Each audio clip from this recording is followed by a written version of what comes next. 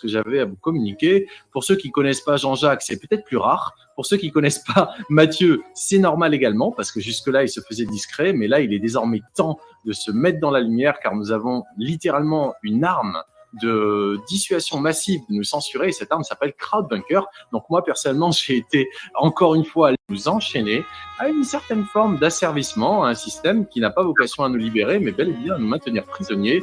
Donc Crowdbunker et sujet de Crowdbunker et bien évidemment de la campagne de financement de Crowdbunker.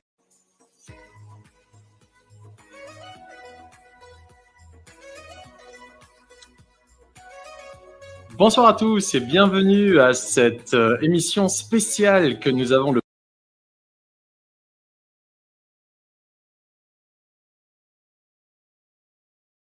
bonheur de vous présenter ce soir au sujet de Crowdbunker et bien évidemment de la campagne de financement de Crowdbunker. Nous avons l'immense bonheur de recevoir ce soir Jean-Jacques Crèvecoeur à nos côtés pour nous expliquer en quoi est-ce que cette campagne de financement participatif va nous permettre de définitivement libérer l'information de manière non seulement efficace, mais surtout de manière utile chacun et chacune d'entre nous, car l'information est le cœur de cette guerre que nous vivons actuellement, une guerre bien sûr psychologique, une guerre des nerfs, mais également dans une certaine mesure une guerre spirituelle qui a vocation à nous enchaîner à une certaine forme d'asservissement, à un système qui n'a pas vocation à nous libérer, mais bel et bien à nous maintenir prisonniers. Donc autant vous dire que l'information est le cœur de ce combat que nous menons actuellement. Et donc ce soir, nous allons explorer en quoi est-ce que Crowdbunker compte définitivement libérer l'information. Et nous avons ici un grand spécialiste de l'information. Bonsoir Mathieu, bonsoir Jean-Jacques, bienvenue à chacun et à chacune d'entre vous. Bonsoir. Bonsoir Ethan. Alors, on peut peut-être commencer par parler légèrement de censure. Pour ceux qui ne me connaissent pas, ne soyez pas surpris, c'est parce que vous n'avez pas eu l'occasion d'avoir l'information de ce que j'avais à vous communiquer. Pour ceux qui ne connaissent pas Jean-Jacques, c'est peut-être plus rare. Pour ceux qui ne connaissent pas Mathieu, c'est normal également, parce que jusque-là, il se faisait discret, mais là, il est désormais temps de se mettre dans la lumière, car nous avons littéralement une arme de dissuasion massive de nous censurer, et cette arme s'appelle Crowdbunker. Donc moi, personnellement, j'ai été encore une fois lourdement sanctionné par YouTube il y a quelques semaines, là, il y a 2 semaines, qui m'a supprimé d'un coup mes 2 chaînes, l'une principale sur laquelle je publie régulièrement, et l'autre secondaire qui a vocation à nous permettre, en cas de censure, justement, de pouvoir basculer dessus. Les 2 ont été supprimés d'un coup. Et aujourd'hui, bon, j'ai créé une chaîne numéro 4 sur laquelle je n'ai pas la possibilité de streamer. Mais aujourd'hui, si je veux créer ou quelqu'un d'autre veut créer une chaîne avec le nom Eissa Mobala, c'est impossible. J'ai vérifié. Je ne peux plus créer une chaîne avec mon propre patronyme. C'est ce monde dans lequel on vit, un monde où on nous ôte la liberté de nous exprimer en notre nom propre, ou même pas en notre nom propre, mais en tout cas de dire certaines choses sous prétexte que, soi-disant, ce seraient des informations dangereuses. Mais qui sont-ils ou qui sont ceux qui croient qu'ils ont le droit de le faire pour nous interdire de nous exprimer, nous infantiliser ou infantiliser ceux qui auraient envie d'entendre un certain discours? C'est tout simplement inadmissible et donc on n'y consent pas. Jean-Jacques, je sais que toi également, tu as largement connu la censure avec des chaînes, ou en tout cas une chaîne, je crois, qui est à plus de 200 000 abonnés lorsqu'ils l'ont supprimé comme ça, sans préavis, du jour au lendemain. Et ça, c'est quelque chose qui n'est plus possible désormais grâce à la mouture en bêta de Crowdbunker qui existe donc depuis 2 ans. N'est-ce pas Mathieu? On a fêté les 2 ans de Crowdbunker en novembre. Tout à fait, exactement. Là, on vient de passer les 2 années. Ça passe vite. Oui, et ce que je veux dire aussi, c'est que je me sens un petit peu responsable de la suppression des 2 chaînes des dames, parce que effectivement, je suis, d'après mes amis, je suis un aimant à troll, et donc chaque fois que je suis annoncé dans une émission, des trolls viennent en meute pour signaler en groupe, en meute, à 40, 50, vers YouTube. C'est d'ailleurs comme ça que ma chaîne a été supprimée. C'était la meute de Oz What the Fake, et à chaque émission que je faisais, ils étaient entre 50 et 100 à signaler mes vidéos dès qu'elles sortaient, quelle que soit la thématique de ma vidéo. Donc, ce n'était même plus une censure du contenu, c'était une censure de la personne. Et je me rends compte que et ça, malheureusement, tu n'es pas le premier à avoir des problèmes après m'avoir invité. Donc, bravo à toi et merci pour ton courage de m'avoir invité parce que tu ne savais pas ce que tu faisais. Non, bien au contraire. Aucun regret, mon cher Jean-Jacques. Bien au contraire. Pour moi, c'est une, comment dire, c'est un adoubement. C'est une marque de noblesse de me voir censuré pour de si belles et sages paroles que celles que nous avons échangées, puis celles que j'ai échangées avec Thierry la semaine auparavant, puis celles que j'ai échangées avec Irène la semaine juste après, puis celles que j'ai échangées avec Jeanne Traduction juste après. C'est suite à la vidéo avec Jeanne Traduction qu'effectivement le couperet est tombé et les 2 chaînes ont sauté. Mais ce n'est pas une censure qui est liée au contenu, mais bel et bien une censure qui est liée à la personne. Car il s'agit aujourd'hui de mon propre patronyme, qui est littéralement, on va dire, pas censuré, mais qui est littéralement flagué sur YouTube.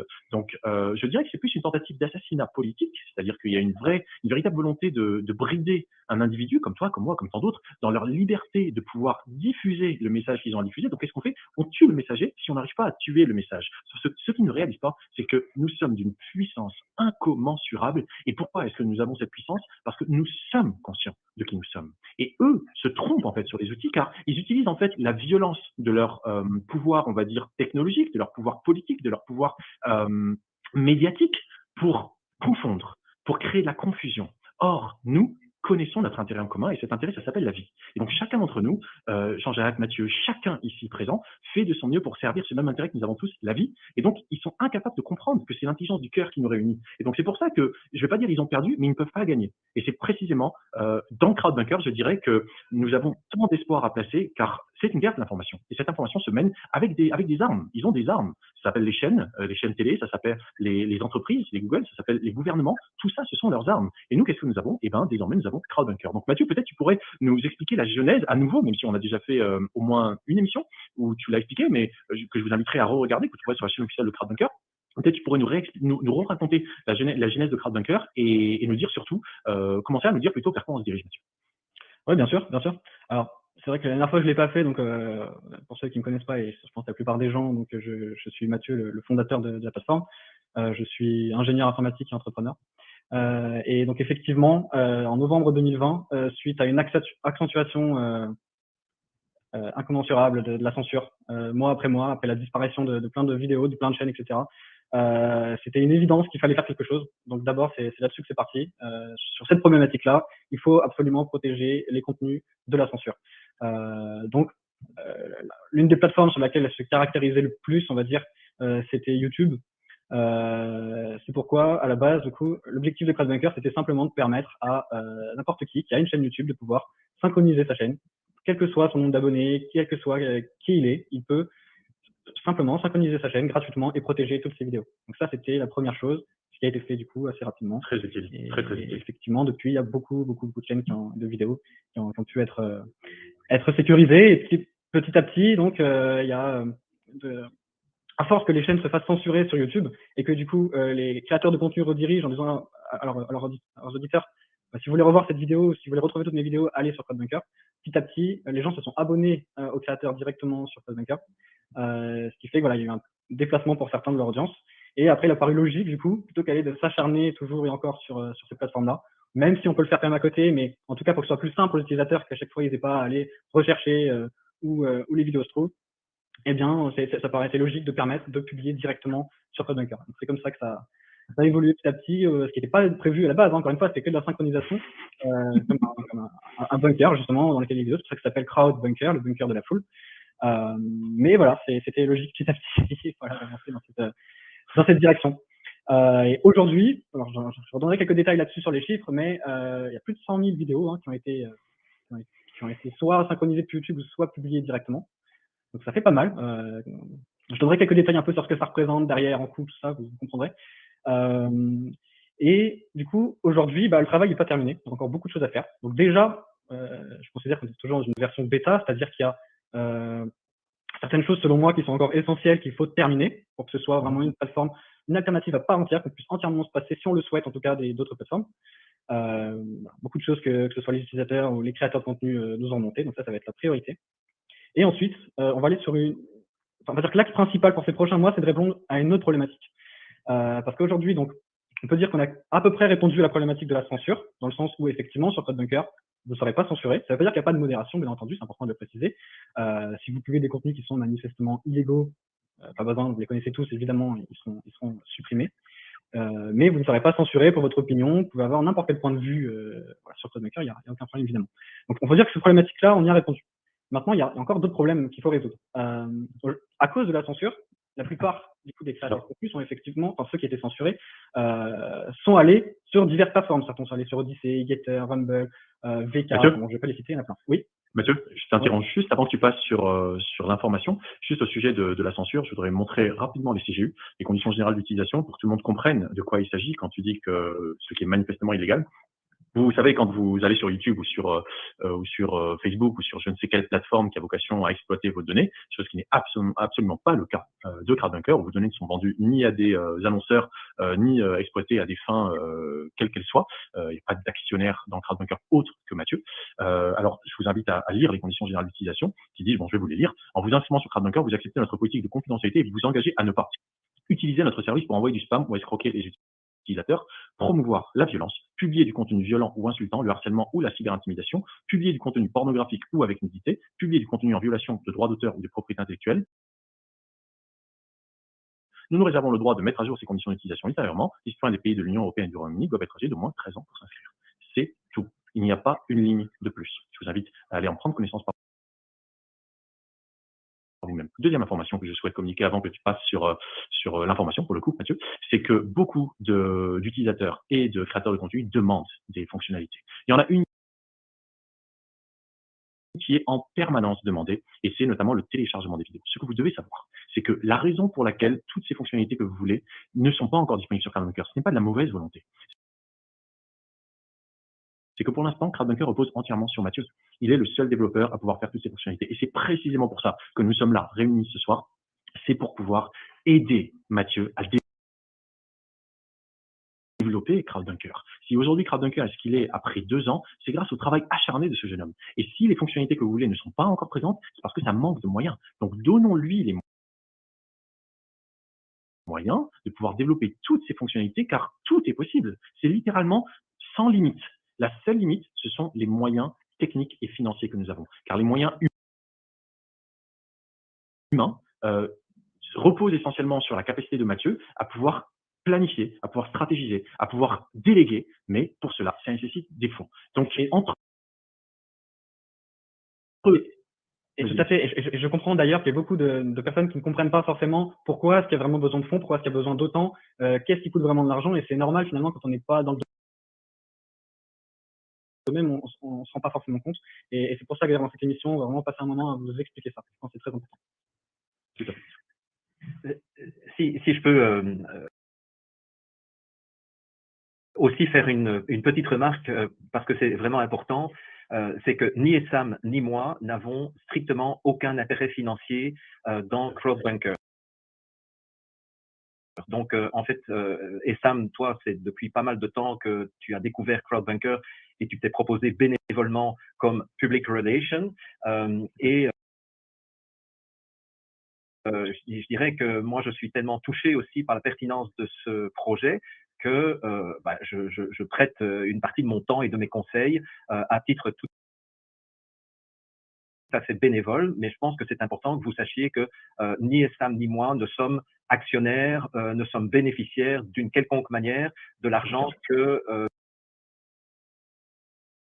vous allez verser à CrowdBunker. Donc moi, je suis juste là pour soutenir le projet, pour le rendre visible et pour aussi témoigner en tant qu'entrepreneur de ce que coûte le développement d'une plateforme, parce que la réalité du monde dans lequel nous vivons, c'est que on a besoin d'argent pour se battre contre ces, je dirais, ces ultra puissants qui ont des milliards à leur disposition.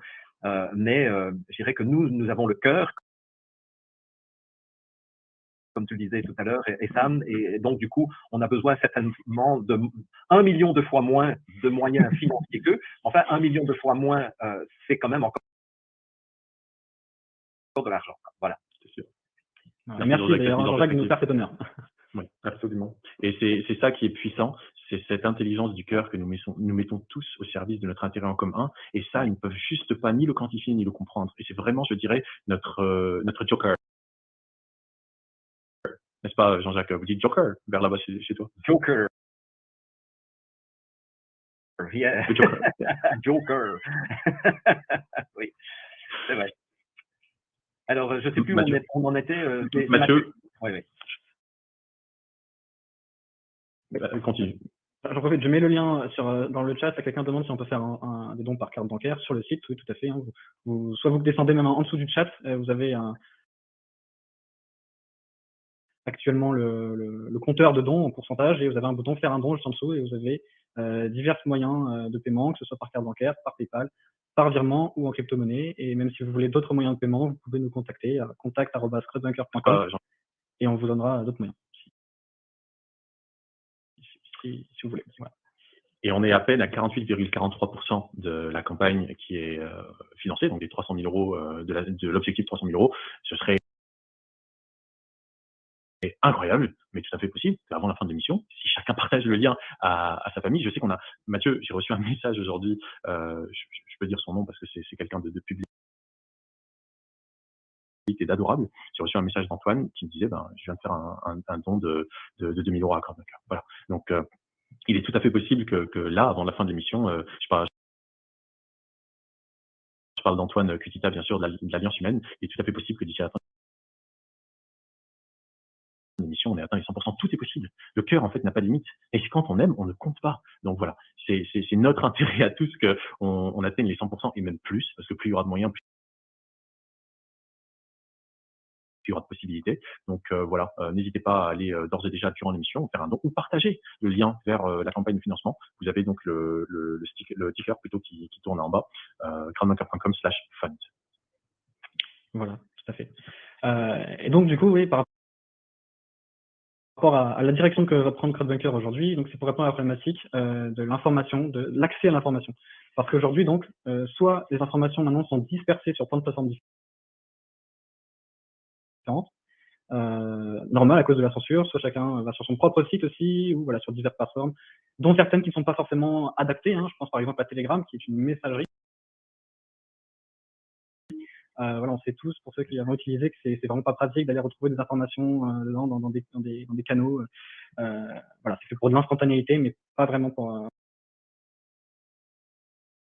cette problématique-là. Et après, au sein même de ces plateformes-là, l'information est noyée après. Donc, pour que ce soit un peu plus clair sur ce point-là, je vais prendre deux exemples. Alors,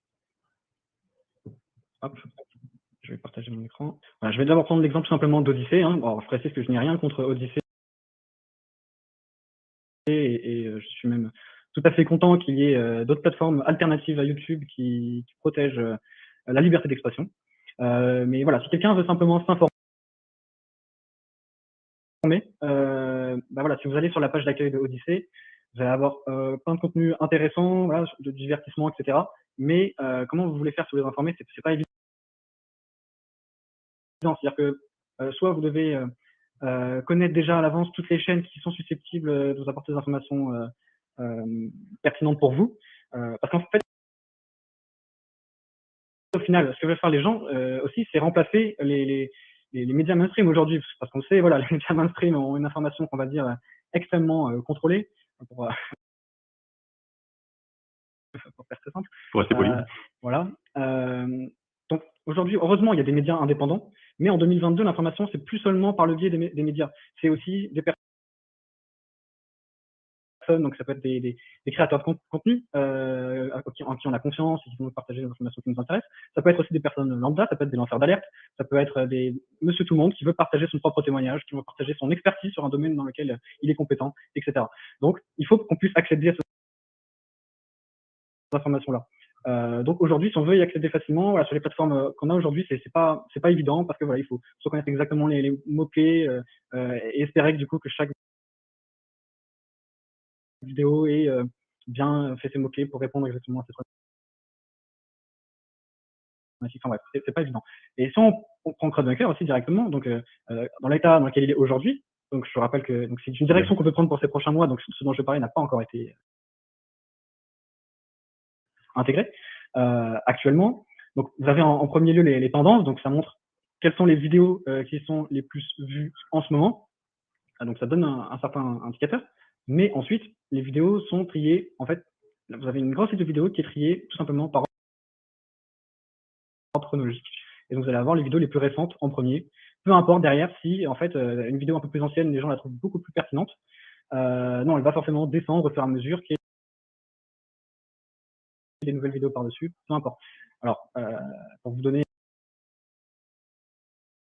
un chiffre, le mois dernier, il y a eu environ 10 000 vidéos qui ont été publiées. Donc, vous avez vu la rapidité avec laquelle les informations peuvent descendre. Donc, si peut-être que pour vous, une information était très pertinente, il suffit que vous veniez un petit peu trop tard et peut-être vous la verrez jamais. Donc ça, voilà, c'est un problème. L'information est noyée. Peut-être que donc parmi toutes ces informations que vous voyez, peut-être qu'il y en a certaines que vous trouvez pas pertinentes du tout, ou d'autres que vous trouvez très intéressantes et vous estimez qu'un maximum de gens devraient y accéder. Qui est le même problème, Mathieu, je précise, que sur Telegram. C'est le même problème. C'est la chronologie. Bien sûr. Et en fait, voilà, sur beaucoup de plateformes comme ça. Donc, pour remédier à ça, du coup, il va y avoir tout un tas de fonctionnalités qui vont vraiment aller autour de cette problématique. L'une des choses qu'on va faire, donc c'est beaucoup de choses qui vont mettre à contribution l'intelligence collective. C'est-à-dire, par exemple, le tri des vidéos comme ça, par rapport à la pertinence, chacun va pouvoir y participer individuellement. C'est-à-dire que chacun, après avoir vu une vidéo, après avoir vu au moins un extrait d'une vidéo, va pouvoir dire si, selon lui, il trouve que la vidéo, elle est particulièrement pertinente et que donc, du coup, d'autres personnes, plus de personnes devraient la voir, qu'elle devrait avoir plus de visibilité, ou au contraire, selon elle, hein, toujours individuellement, elle considère que cette vidéo mériterait d'avoir moins de visibilité. Ce contenu, il n'y a pas que les vidéos d'ailleurs. Et si chacun fait ça, beaucoup de gens font ça, de manière collective, automatiquement, les vidéos vont être triées par pertinence. C'est-à-dire que quand vous allez aller sur la page d'accueil, vous allez avoir directement les vidéos que la plupart des gens, de manière collective, ont considérées comme pertinentes. Et pas seulement, du coup, des vidéos qui datent forcément de l'année. Voilà, ça c'est une des choses. Après, bien sûr, vous pouvez avoir seulement certaines thématiques qui vous intéressent. C'est pas forcément les mêmes thématiques que tout le monde. Dans ce cas-là, vous allez pouvoir après avoir trié les informations selon une catégorie en particulier, selon certains tags, je vais en parler juste après. Donc certains sujets précis. Ou vous pouvez aussi décider d'activer des suggestions personnalisées, mais elles vous ne seront pas imposées. Vous pouvez ou non avoir des suggestions qui vous sont proposées en fonction de ce que vous avez l'habitude de regarder. Mais pour que tout cela fonctionne aussi, il faut que chaque information, on puisse la récupérer de manière plus pertinente. C'est-à-dire, si on prend une vidéo n'importe laquelle, on ne sait pas forcément, là, juste avec un titre, qu'est-ce qui est vraiment qu'est-ce qu'il y a vraiment de contenu comme information dans cette vidéo. En fait, tout ce qu'on a, c'est le titre et la description finalement. Une vidéo, des fois, qui dure plusieurs heures, on ne va pas avoir les informations qui sont dedans. Et donc, si on va faire une recherche sur un sujet précis qui peut-être est répondu dans la vidéo, cette vidéo, il y a toutes les chances de ne pas sortir. Donc, pour remédier à ça, toujours grâce à l'intelligence collective, chacun va pouvoir étiqueter en fait les vidéos, même donc les vidéos qui ne sont pas les leurs, hein, qui n'ont pas choisi eux-mêmes, pour dire, par exemple, dans cette vidéo, ça parle peut-être de tel sujet, tel sujet, tel sujet. Dans cette vidéo, il y a telle personne qui apparaît. Et comme ça, de manière collective, on construit des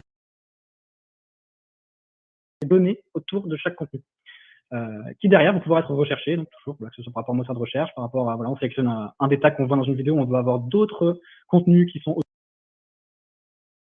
autour de ce même sujet. Ça pourrait se faire très facilement. Donc, comme j'ai dit, étiqueté par rapport à des sujets, mais ça peut être aussi par rapport à des lieux. Par exemple, je sais pas, si on prend le week-end dernier, il y a eu des manifestations dans toute la France autour des soignants suspendus, autour des effets secondaires des injections anti-Covid. Peut-être que vous savez que dans votre ville, disons Aix-en-Provence, il y a eu la manifestation, vous aimeriez retrouver les vidéos de comment ça s'est passé à cet endroit-là. Et ben donc, n'importe qui, quand quelqu'un publie une vidéo, va pouvoir étiqueter cette vidéo, elle a eu lieu à Aix-en-Provence. Et donc, vous pourrez retrouver ce qui s'est passé tel jour, à tel endroit, de manière très facile avec ce système-là. Et de cette même manière, on va pouvoir ajouter plein de formes d'informations supplémentaires, par exemple des chapitrages. Pareil, si on prend donc ce week-end-là, il y a eu le Dossumani, donc ça s'appelait le Doctoton avant, donc c'est une vidéo qui a duré 30 heures. Pendant 30 heures, il y a eu énormément d'interventions qui ont duré environ 5 minutes. Peut-être que vous avez certaines personnes en particulier que vous auriez aimé voir dans cette vidéo. Alors, forcément, si vous voulez les 30 heures pour retrouver la personne, ça va être compliqué. Donc là, de manière collective, pareil, même que ce soit pendant le direct ou après, chacun va pouvoir ajouter des chapitres à cette vidéo pour dire à tel moment, c'est tel sujet ou c'est telle personne qui parle. Et pareil, même d'ajouter des étiquettes sur les sujets associées à un moment précis de la vidéo. Et comme ça, on va pouvoir très facilement aller retrouver des données contenues dans une vidéo, même si elles durent des heures et des heures. À côté de ça, donc si de manière collective, on veut rassembler des informations autour d'un sujet, tout simplement une fonctionnalité qui va s'appeler les sujets. C'est-à-dire que quelqu'un va pouvoir créer un sujet. Donc, par exemple, si je garde toujours ce même exemple, les effets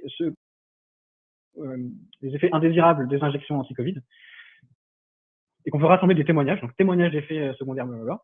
On crée ce sujet-là et n'importe qui va pouvoir aller suggérer tel contenu, je pense que c'est un témoignage pertinent, je le suggère dans ce sujet-là, et tout le monde va pouvoir contribuer comme ça. Et les autres vont pouvoir, pareil, voter pour dire je trouve que cette suggestion elle est pertinente, cette suggestion non, elle n'est pas pertinente pour répondre au sujet. Et comme ça, de manière collective, les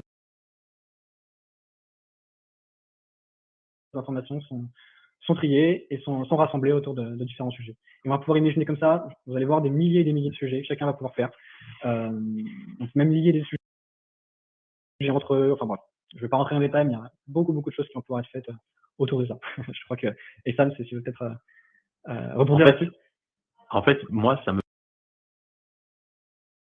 passionne cette direction que va emprunter Crowdbunker, et ça a représenté des heures et des heures de discussion, d'échanges avec Mathieu, et je sais à quel point les perspectives d'enrichissement en termes de connaissances que vont nous ouvrir ces fonctionnalités sont juste incommensurables. Nous sommes tous uniques. Nous sommes des individus absolument chacun merveilleux et unique. Et notre intelligence, en fait, individuelle, lorsque nous la mettons au service de notre intérêt en commun, ce qui nous réunit, la vie, en fait, il n'y a pas de limite à ce que nous pouvons accomplir. Donc, c'est vrai qu'aujourd'hui, moi, je vois Crowdbunker comme étant un projet profondément humaniste. C'est un projet, en fait, qui vise à libérer notre intelligence collective contre l'hubris de l'intelligence artificielle, pour nous permettre, en fait, de vivre et de vivre bien. Pourquoi? Parce que si nous ne sommes pas informés, ou si nous sommes mal informés, nous allons prendre les mauvaises décisions. Surtout si nous accordons notre attention à une source d'information qui est non seulement manipulée, mais également tronquée, voire même totalement erronée, pour pouvoir tromper les gens. Et donc, les perspectives d'intelligence collective qui vont émerger par cette capacité à pouvoir contribuer individuellement à un corpus de connaissances qui est construit collectivement, à l'instar de ce que soi-disant Wikipédia nous a fait croire qu'ils étaient. Et c'est vrai que souvent, et c'est peut-être un point qu'on va mentionner avec Jean-Jacques, souvent on nous fait croire que ONG, fondations, associations, c'est très très bien. Et entreprise, attention, c'est pas bien. Pourquoi c'est pas bien? Parce que, soi-disant, c'est contrôlé pour des intérêts financiers. Sauf que là, j'y reviens, Crowdbunker est un projet profondément humaniste. Là, à l'heure qu'il est, Mathieu, tu nous en diras peut-être un peu plus, mais le nombre de demandes que tu as dû recevoir de gens qui veulent investir, qui veulent acheter, qui veulent faire de la pub, etc. Et jusque-là, tu as toujours dit non, non, non et non. Et parce que ce n'est pas dans un but financier, et ce n'est pas non plus dans un but pseudo-philanthropique comme voudraient nous le faire croire les Bill et compagnie. C'est dans un but profondément humaniste, dans le sens de on met l'humain au cœur de ce que l'on fait. Et donc, cette intelligence collective qui aujourd'hui peut littéralement nous libérer est en fait mise au service de notre intérêt en commun. Et donc, les fonctionnalités qui sont à venir sont juste impressionnantes. On va pouvoir faire des choses incroyables que ni les GAFAM, ni les gouvernements, ni les pseudo-projets qui ont vocation à créer de la connaissance collective comme Wikipédia le veulent. Ils ne veulent pas, en fait, que nous ayons accès à l'information de manière horizontale. Ils veulent que nous restions dans des silos fermés, abonnés à des chaînes, sous une vidéo. Et là, ce que Crowdbunker va proposer, c'est d'aller, en fait, justement, comme le fait l'intelligence artificielle avec les algorithmes, aller chercher des informations ici et là, et vous proposer du contenu qui est soi-disant supposé être le plus pertinent pour vous. Mais en fait, c'est pas le plus pertinent pour vous, c'est plus pertinent pour les annonceurs, c'est plus pertinent pour les gouvernements, c'est plus pertinent pour aller savoir quelle forme de lobby ont intérêt à vous présenter ces informations, alors que nous, les êtres humains qui avons tous les mêmes intérêts en commun, si nous mettons notre intelligence au service de notre intérêt en commun, en fait, on va vraiment avoir les informations dont on a besoin. Parce que quand on va chercher, on va trouver des choses hyper organisées parce que chacun a contribué en partant du contenu déjà existant. Moi, je fais ma part, je fais une vidéo, un autre fait sa part, il crée un chapitrage, un autre fait encore sa part, il va rajouter une information qui vient d'ailleurs. Petit à petit, on se retrouve avec un véritable corpus de connaissances sur un sujet qui est en perpétuelle évolution parce qu'en fonction de la pertinence, les gens vont dire ça c'est pertinent, ça l'est pas. Et puis ça monte, ça descend, ça remonte, ça redescend, et puis on se retrouve avec un truc qui est tout le temps à jour et tout le temps pertinent. Donc je pense, hein, et c'est mon humble avis, je pense que CrowdBunker va marquer l'histoire de l'humanité. Pourquoi? Parce qu'elle va libérer l'information au travers de notre intelligence collective, et ça n'a pas encore été fait parce que la technologie a été mise au service d'intérêts autres que ceux de l'humanité. Voilà, effectivement, ça répond aussi à la question qu'on peut avoir régulièrement, du coup, de qu'est-ce qui différencie et qu'est-ce qui va encore plus différencier CrowdBunker des autres plateformes. Pourquoi est-ce qu'il y a besoin d'un CrowdBunker alors qu'il y a déjà effectivement un Odyssey, un Rumble, etc. Là, ça répond à cette question. Les autres plateformes en général vont plus recopier le fonctionnement des GAFAM, le fonctionnement de YouTube, ou de Twitter, ou de Facebook. Et encore une fois, c'est très bien qu'il y en ait aussi. Mais là, voilà, l'objectif de CrowdBunker, la différence de CrowdBunker, c'est qu'effectivement, on va rendre l'information plus facilement accessible et surtout, on va vraiment mettre à contribution l'intelligence collective d'une manière qu'aucune de ces autres alternatives, à mon sens, le fait actuellement. Maintenant, j'espère bien sûr qu'on va donner l'exemple et que d'autres après le feront aussi. Jean-Jacques, je sais que toi, tu as une très grande expérience justement avec l'entrepreneuriat. Mathieu, est-ce que tu veux continuer ton exposé avant qu'on passe d'abord la parole à Jean-Jacques au sujet de justement ce statut d'entreprise, d'association, etc. Ou est-ce qu'on laisse Jean-Jacques parler de ça ou d'autres choses sur lesquelles tu aurais peut-être envie de rebondir avant, Jean-Jacques? Non, mais en tout cas, je peux introduire le sujet, enfin, plutôt conclure cette partie-là en disant qu'effectivement, du coup, là, par rapport à la direction où va CrowdBunker, donc on va citer beaucoup de nouveautés, beaucoup de fonctionnalités par rapport à la roadmap, entre guillemets, donc pour rappeler succinctement, donc pour commencer, on va terminer cette version bêta, on va passer à la version 1, on va passer de la version 0 à la version 1. Donc en terminant tout ce qui est essentiel, les problématiques qui nous ont été remontées voilà, par beaucoup d'entre vous vont être pris très, très au sérieux. C'est la première chose. D'ailleurs, il va y avoir aussi des changements qui vont être quand même assez radicaux. Hein. Si je peux donner un exemple, par exemple, la notion d'organisation sur CodeBunker, on a perdu plus d'un. Pour expliquer d'ailleurs, c'est l'occasion qu'une organisation sur CodeBunker, en fait, c'est une identité, une marque sous laquelle vous pouvez rassembler plusieurs chaînes, que ce soit du coup une chaîne YouTube, votre chaîne CodeBunker, ou plusieurs chaînes YouTube, etc., pour que les personnes puissent s'abonner à une seule chaîne plutôt que d'aller s'abonner à toutes les chaînes différentes. On s'abonne à un endroit qui est votre identité, votre marque, et c'est ce qu'on a appelé les organisations. Mais malheureusement, voilà, ça c'est pas clair, on l'a bien compris. Du coup, ça va changer. On va aller simplement vers la notion de chaîne. Il va y avoir une chaîne dans laquelle on va pouvoir ajouter des sources de contenu, mais tout va être simplifié. Voilà, c'est juste un exemple de choses qui vont être faites dans ce passage à la version 1. Et après ça, du coup, on va développer toutes ces nouveautés dont je vous ai parlé et beaucoup d'autres encore. Hein, ça va de nouveautés basiques, hein, comme la possibilité de télécharger les vidéos, la possibilité de caster sur sa télé, c'est quelque chose qu'on nous demande souvent, à une application mobile et tout ça de choses comme ça. Et donc ça, effectivement, ben, ça demande d'embaucher des personnes. Là, actuellement, je suis le seul développeur dessus. C'est pas possible de continuer de faire tout ça tout seul. Donc, j'ai besoin d'embaucher. Il y a aussi le coût de l'infrastructure qui est énorme. On va vous en parler juste après. Et voilà, tout ça, ça nécessite des fonds pour conclure cette partie-là.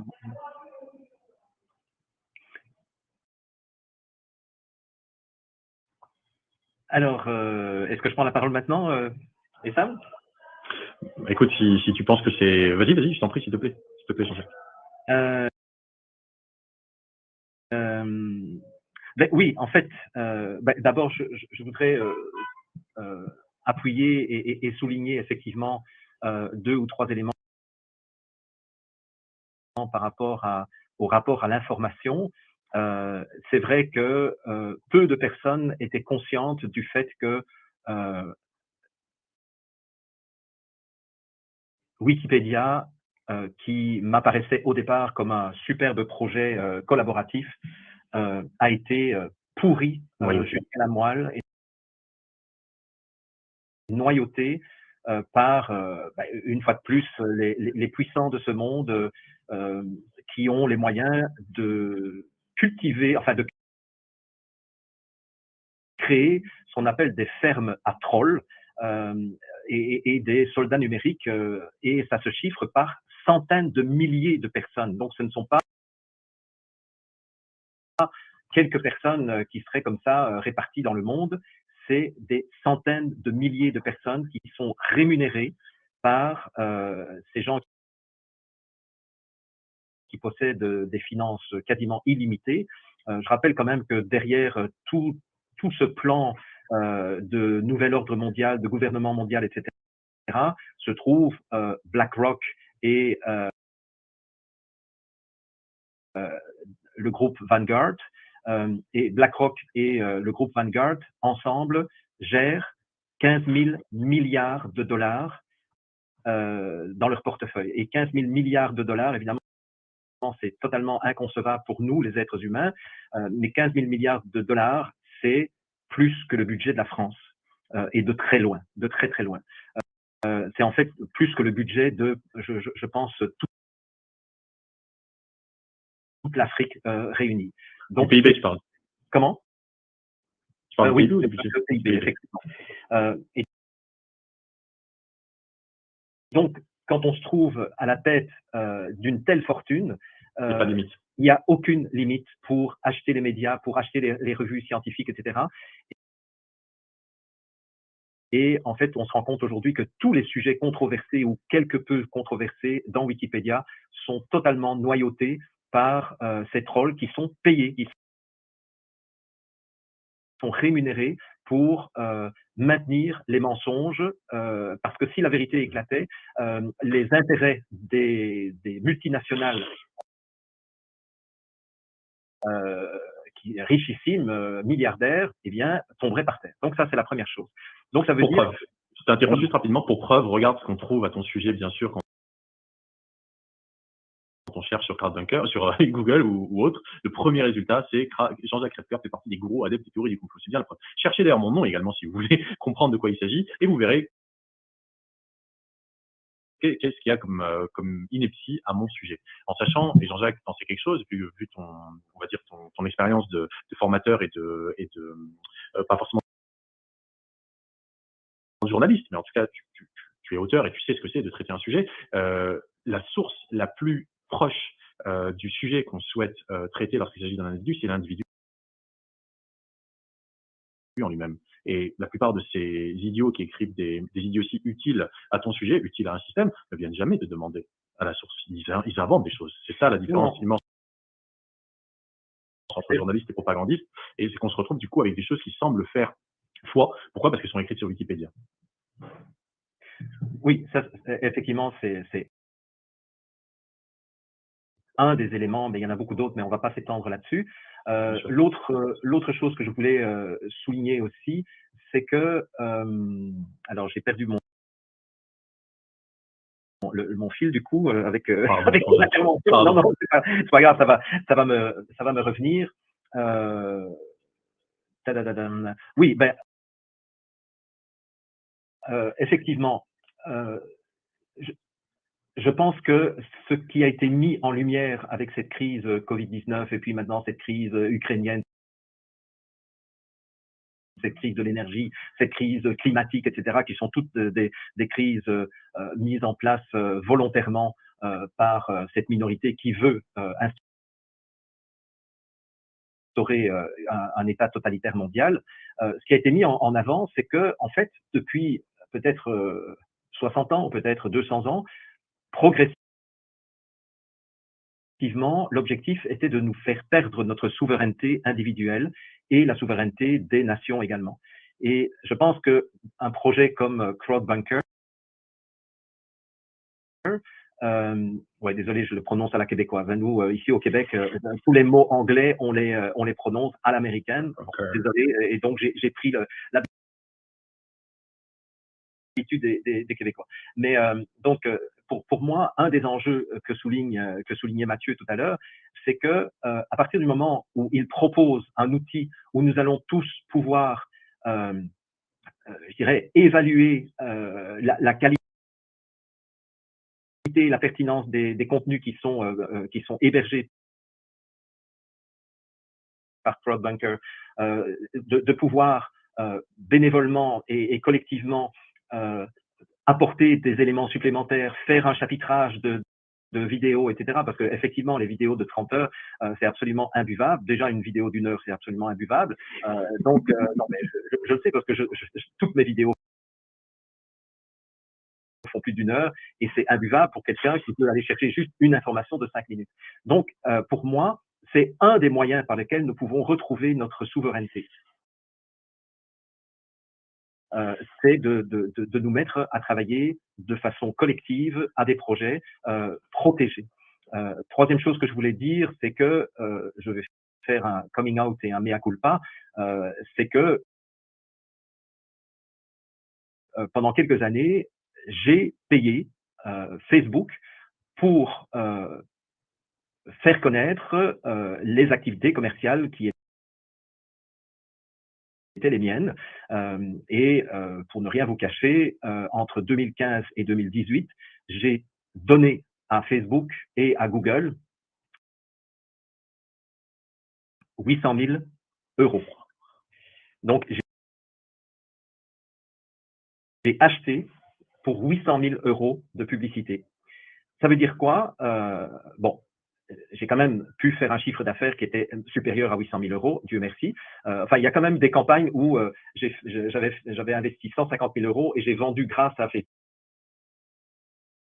150 000 euros. Donc là, c'est comme si j'avais offert mes formations pour rien. Donc ça a été une très mauvaise année, mais parfois, j'ai quand même eu un x4, c'est-à-dire quand j'investissais 100 000 euros, je faisais 400 000 euros de vente via Facebook. Mais qu'est-ce que ça veut dire? Ça veut dire que Facebook, qui est un service gratuit pour tout le monde, vend à des entreprises comme moi et comme toutes les autres entreprises qui font appel à la publicité de Facebook. En fait, qu'est-ce que j'achetais moi chez Facebook? Je n'achetais pas, je n'avais pas le droit d'avoir accès au courriel ni aux coordonnées. Donc en fait, c'était complètement aveugle. Mais par contre, je pouvais dire à Facebook, place-moi ma publicité sur des gens sur des femmes qui ont entre 45 et 65 ans, parce que je savais que c'était essentiellement mon public cible, qui s'intéressent au développement personnel, au yoga, à l'alimentation saine, qui suit habituellement des gens comme Jacques Salomé, comme Bruce Lipton, etc., etc. Donc en fait, je pouvais aller de façon aussi précise, qui vivent en France, en Belgique, en Suisse ou au Québec et au Luxembourg. Et en fait, je pouvais même aller beaucoup plus loin, qui ont un revenu supérieur à 30 000 euros par an, etc. Et en fait, Facebook détient toutes ces informations. Je crois que c'est Snowden. C'est quoi ton prénom, Andrew? Oui. Non, Edward, pardon. Edward Snowden. Edward Snowden disait que en moyenne, les réseaux sociaux comme Facebook et comme d'autres possèdent 5000 informations différentes sur chaque personne qui fréquente ces réseaux. 5000 en moyenne. Ça veut dire que pour des gens comme moi qui publient beaucoup, c'est probablement 15 000 ou 20 000 informations qu'ils ont à mon propos. Je pense qu'ils doivent savoir même la couleur de mes slips ou ma crème glacée préférée. Enfin, je ne sais pas comment ils font, mais c'est plus 5 000 informations. Et ça, lorsque vous rejoignez des plateformes comme CrowdBunker, comme Solidarita, comme d'autres, étant donné que vous connaissez les créateurs de ces plateformes, je dirais, faites appel à votre ressenti et sentez si effectivement vous pouvez avoir confiance au niveau du ressenti à des gens comme nous. Et quand on vous dit nous ne vendrons jamais vos coordonnées, eh bien sachez que c'est un engagement sur l'honneur que nous faisons. Voilà. Mais du coup, ça veut dire que pour financer le développement de plateformes comme celle-là, nous avons besoin de faire payer ou en tout cas de faire appel à des contributions pour justement pouvoir continuer à survivre. Parce que, en tout cas, en ce qui me concerne, c'est clair que si à un moment donné, Solidarita devient trop cher ou si mes projets deviennent trop chers, je vais les arrêter plutôt que de vendre les informations que je détiens à des annonceurs. Voilà. Et je crois que moi, c'est pour ça aussi que je voulais venir ce soir participer à cette émission pour vous dire c'est pas pour que Mathieu remplisse ses poches. De toute façon, Mathieu a travaillé bénévolement pendant 2 ans. Et je peux vous dire que si j'avais dû payer moi, Mathieu, moi je connais les tarifs de gens comme Mathieu qui ont les compétences de Mathieu, c'est entre allez, aux alentours de 5 000, entre 5 000 et 8 000 euros par mois pour avoir des gens du niveau de compétence de Mathieu. Ça veut dire qu'en 2 ans, ça fait 24 fois 8, 24 fois 8, ça fait 200 000 euros. Ça veut dire que Mathieu a fait don de son temps pour au minimum 200 000 euros. Mathieu, tu me corriges si beaucoup plus, Jean-Jacques. Beaucoup plus que ça. Oui, parce que effectivement, moi je compte ce que je donne à des développeurs informatiques, mais qui travaillent 40 heures semaine, alors que Mathieu, probablement, tu as travaillé beaucoup plus que 40 heures semaine. Et voilà. Qui sont salariés, voilà. Jean-Jacques. Oui, c'est ça, voilà. En tant que consultant, Mathieu a renoncé à beaucoup plus que ça, vraiment, pour se consacrer à Crowdbunker, et c'est vraiment une œuvre du cœur, humaniste, profondément ancrée dans une compréhension juste du monde dans lequel nous vivons et une foi immense dans notre intelligence collective. Donc moi, je suis absolument, comment dire, humbled, on dirait en anglais. Je suis extrêmement touché par l'engagement de Mathieu, et tu as évoqué l'engagement moral, Jean-Jacques, tu as évoqué cette notion-là. Je pense qu'il s'agit vraiment, même plus que de l'honneur. Je pense qu'il s'agit d'une foi inébranlable en l'importance de la vie qui anime Mathieu, qui m'anime moi personnellement, et c'est certainement pour ça que je peux le reconnaître dans son œuvre, et je pense qu'il t'anime toi aussi, Jean-Jacques. Et vraiment, il faut que ceux qui nous écoutent réalisent ce dont il s'agit. Il s'agit, moi j'ai pas encore d'enfant, Jean-Jacques, je sais que t'en as, Mathieu, je sais que t'en as pas encore, sauf si tu m'en as caché. Mais il s'agit vraiment du monde que nous voulons pour nos enfants. Et c'est là où on doit se placer. On doit descendre d'un cran. Moi, si j'avais de l'argent si c'était quelque chose qui me caractérisait, moi, ce qui me caractérise, c'est ce que je fais actuellement, ce que je mets au service de Crowdbunker. Jean-Jacques, ce que tu mets également là à notre service ce soir, cette expérience et comment dire, cette pertinence dans ton analyse et dans la confiance également que tu inspires à tant de gens, c'est un capital énorme. Et chacun d'entre nous, en fonction des moyens qu'il a en ce moment, moi, c'est de m'exprimer comme ça. Mathieu, c'est de taper sur un clavier et de créer des choses incroyables qui nous sont utiles à tous. Jean-Jacques, c'est indéfinissable aussi. Chacun d'entre nous, en fonction de ses moyens, a nous de faire en sorte que Crowdbunker soit littéralement, au-delà d'un bunker, que ça devienne un temple, que ça devienne une ville, que ça devienne un univers. Ils veulent nous créer un métavers. Non, on n'a pas besoin d'intelligence artificielle. On a besoin de notre intelligence collective. Faisons en sorte de construire cette immense maison qui pourrait littéralement devenir un village, et puis une ville, un monde, grâce auquel on va pouvoir communiquer ensemble et créer, construire vraiment cette connaissance dont on a besoin. Donc c'est vraiment ça mon s'agit et que je souhaitais mettre en relief. Ouais. Alors, du coup, on peut peut-être donner quelques informations par rapport à ces coûts, parce qu'effectivement, donc, voilà, on dit qu'il faut qu'il faut des sous, mais pourquoi plus précisément, pourquoi est-ce que on a besoin d'autant? Donc là, effectivement, pour rappel, hein, la campagne, l'objectif est de 300 000 euros. Ça peut paraître du coup beaucoup pour certains, mais en fait, sachez que c'est vraiment très peu par rapport au domaine, en fait. Si vous prenez si vous vous renseignez, vous cherchez sur Internet d'autres levées de fonds qui ont été faites pour des plateformes vidéo, etc., vous verrez qu'en général, c'est des millions et des millions qui sont nécessaires pour créer ce genre de plateforme. Mais donc, voilà, aujourd'hui, pour être tout à fait transparent avec vous, l'infrastructure coûte environ 13 000 € par mois, juste l'infrastructure. Ok. Pourquoi est-ce que ça coûte si cher? Pour mettre en lumière, Mathieu, je souhaite juste Ouais. rappeler les chiffres qu'a donné Jean-Jacques. Tu peux nous redire les chiffres juste pour la maintenance, Jean-Jacques, que tu payes par mois jusqu'au jour d'aujourd'hui? Actuellement, pour l'administrateur système et la sécurité, je paye 5 000 € par mois.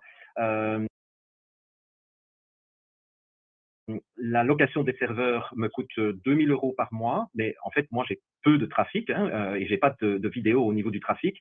Le développeur informatique me coûte 5 000 € par mois et l'autre personne me coûte encore 4 000 € par mois. Donc, en fait, pour un développement très lent de Solidarita, ça me coûte 20 000 € par mois et c'est loin d'être satisfaisant et c'est loin d'être suffisant, mais j'ai pas plus d'argent parce que ça fait quand même pas mal de temps qu'on y travaille. Et j'ai été très étonné parce que Mathieu, ce serait intéressant que tu dises combien. Donc, tu as dit tout à l'heure qu'il y avait combien de vidéos? C'est 10 000 ou 100 000. 100 000. On a dépassé les 100 000 vidéos. Oui. Voilà, il y a 100 000 vidéos et tu me disais l'autre jour qu'il y avait combien de producteurs de contenu différents? C'était 3 500 ou... C'est environ 3 500, c'est ça. Ouais. Voilà, c'est ça. Avec 3 500 et avec 100 000 vidéos, la bande passante, elle est affolante. Et ce que je peux vous dire, c'est qu'au début où j'ai fait de la formation en ligne, au tout début, j'ai fait appel au service d'Amazon S3. Donc, vous voyez, je fais vraiment mon coming out. Au début, j'ai travaillé avec Amazon et avec Facebook. Donc, tous ces gens-là, je les ai bazardés par la suite. Mais quand je travaillais avec Amazon, j'avais juste 450 étudiants qui regardaient une vidéo par semaine. Donc, c'était vraiment pas beaucoup. Eh bien, rien que ça me coûtait entre 3 et 5 000 € par mois juste pour faire passer 4 vidéos à 450 personnes. Alors, imaginez, alors moi, je trouve que Mathieu, tu fais, je ne sais pas d'ailleurs. C'est un miracle. Oui, je ne sais pas comment tu fais pour n'avoir que, combien tu disais par mois? 13 000 € par mois de bande passante. Je ne comprends pas comment tu fais, mais tu es un génie à ce niveau-là. C'est un génie. C'est un génie et c'est vraiment ça que je souhaite moi mettre en lumière, c'est qu'on a une chance inouïe, mais vraiment inouïe d'avoir Mathieu. Pour moi, c'est juste inespéré. Et je sais que Mathieu est super humble et c'est pour ça que je dois le rappeler. Mais c'est vrai, Mathieu ne se mettrait pas en avant tout seul comme ça. Et si vous saviez combien je l'ai poussé un petit peu comme ça pour qu'il accepte un petit peu non seulement de se montrer, mais voilà. Quoi, de demander, on a besoin que Crowdbunker grandisse. Et comprenez que cet argent que nous demandons aujourd'hui, nous demandons ça pas dans le but, encore une fois, que Mathieu s'en mette plein d'épaule. Réaliser. Tu sais, les chiffres que tu donnais, Jean-Jacques, de 5 000 à 8 000 € par mois pour un travail du type de celui que fait Mathieu, ça serait pour quelqu'un qui est salarié. Mais quelqu'un comme Mathieu peut facturer 1 500, 2 000, 3 000, 4 000 € le jour en tant que consultant. Et c'est quelque chose. Et c'est quelque chose que les gens doivent réaliser, que le génie que met Mathieu à notre service, dans le but, encore une fois, de créer une plateforme à vocation humaniste qui nous permette de non seulement préserver, mais surtout, là, il s'agit d'épanouir notre humanité. Parce que sans lutter contre la censure, on l'a fait. C'est fait. Mathieu l'a fait. C'est réglé. Là, on pourrait juste en rester là et dire c'est bon, je retourne à mon business. Enfin, je parle pour Mathieu, il pourrait retourner à son business là et se remettre à faire de l'argent. Il ne s'agit pas de ça. Il s'agit aujourd'hui de créer une plateforme qui permet littéralement de révolutionner l'accès à l'information d'une manière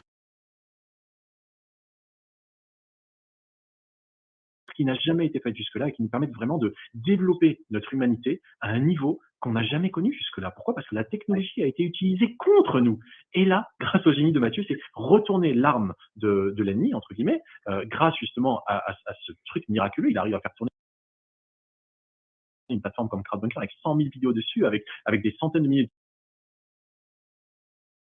d'utilisateurs. Non, pardon, pas des centaines de milliers, plus de 100 000 utilisateurs. en plus des 100 000 vidéos, et en plus des 3500 créateurs de contenu. 120 000 utilisateurs. 120 000 utilisateurs, pour 13 000 € par mois, c'est ridicule. Et emmener ça à un niveau où, grâce à 300 misérables milliers d'euros, on peut arriver, et je pense que peut-être tu vas pouvoir me parler de la roadmap un petit peu, Mathieu, quand même, on va pouvoir arriver à des fonctionnalités que je pense la plupart d'entre nous n'imaginent même pas possible. Pourquoi? Parce que la technologie jusque-là avait été utilisée contre nous. Et là, l'idée, c'est de mettre la technologie avec nous, à notre service. En effet. Mais en tout cas, effectivement, en voyant certains commentaires, je sais que ces chiffres-là, quand même, quand on n'est pas habitué, paraissent quand même déjà énormes. Et c'est pas clair. Il faut quand même que je précise un peu plus ces coûts. Donc, comme j'ai dit, il y a plus de 100 000 vidéos. Imaginez que donc, ça fait donc 100 000 vidéos où il y a une bonne partie de ces vidéos qui fait plusieurs heures, et que chacune de ces vidéos, non seulement est répliquée en plusieurs qualités différentes, plusieurs résolutions différentes, donc, vous multipliez par 5 qualités pour chaque vidéo, et que toutes ces vidéos sont en plus, j'ai le mot en anglais, sont sauvegardées. Répliquées en cas, par exemple, de censure, d'un problème avec un hébergeur. Différents serveurs. Est-ce que vous imaginez la quantité de données que ça fait? Et ça, donc là, ça c'est. Là, je parle de coût de stockage, juste pour le stockage. Maintenant, là, ce qui coûte le plus cher en réalité, comme a expliqué Jean-Jacques, c'est la diffusion. Parce que ça demande énormément de bandes passantes. Donc, vous avez certaines diffusions en direct, certains lives qui accueillent plus de 7000 spectateurs, par exemple, sur CodeMaker.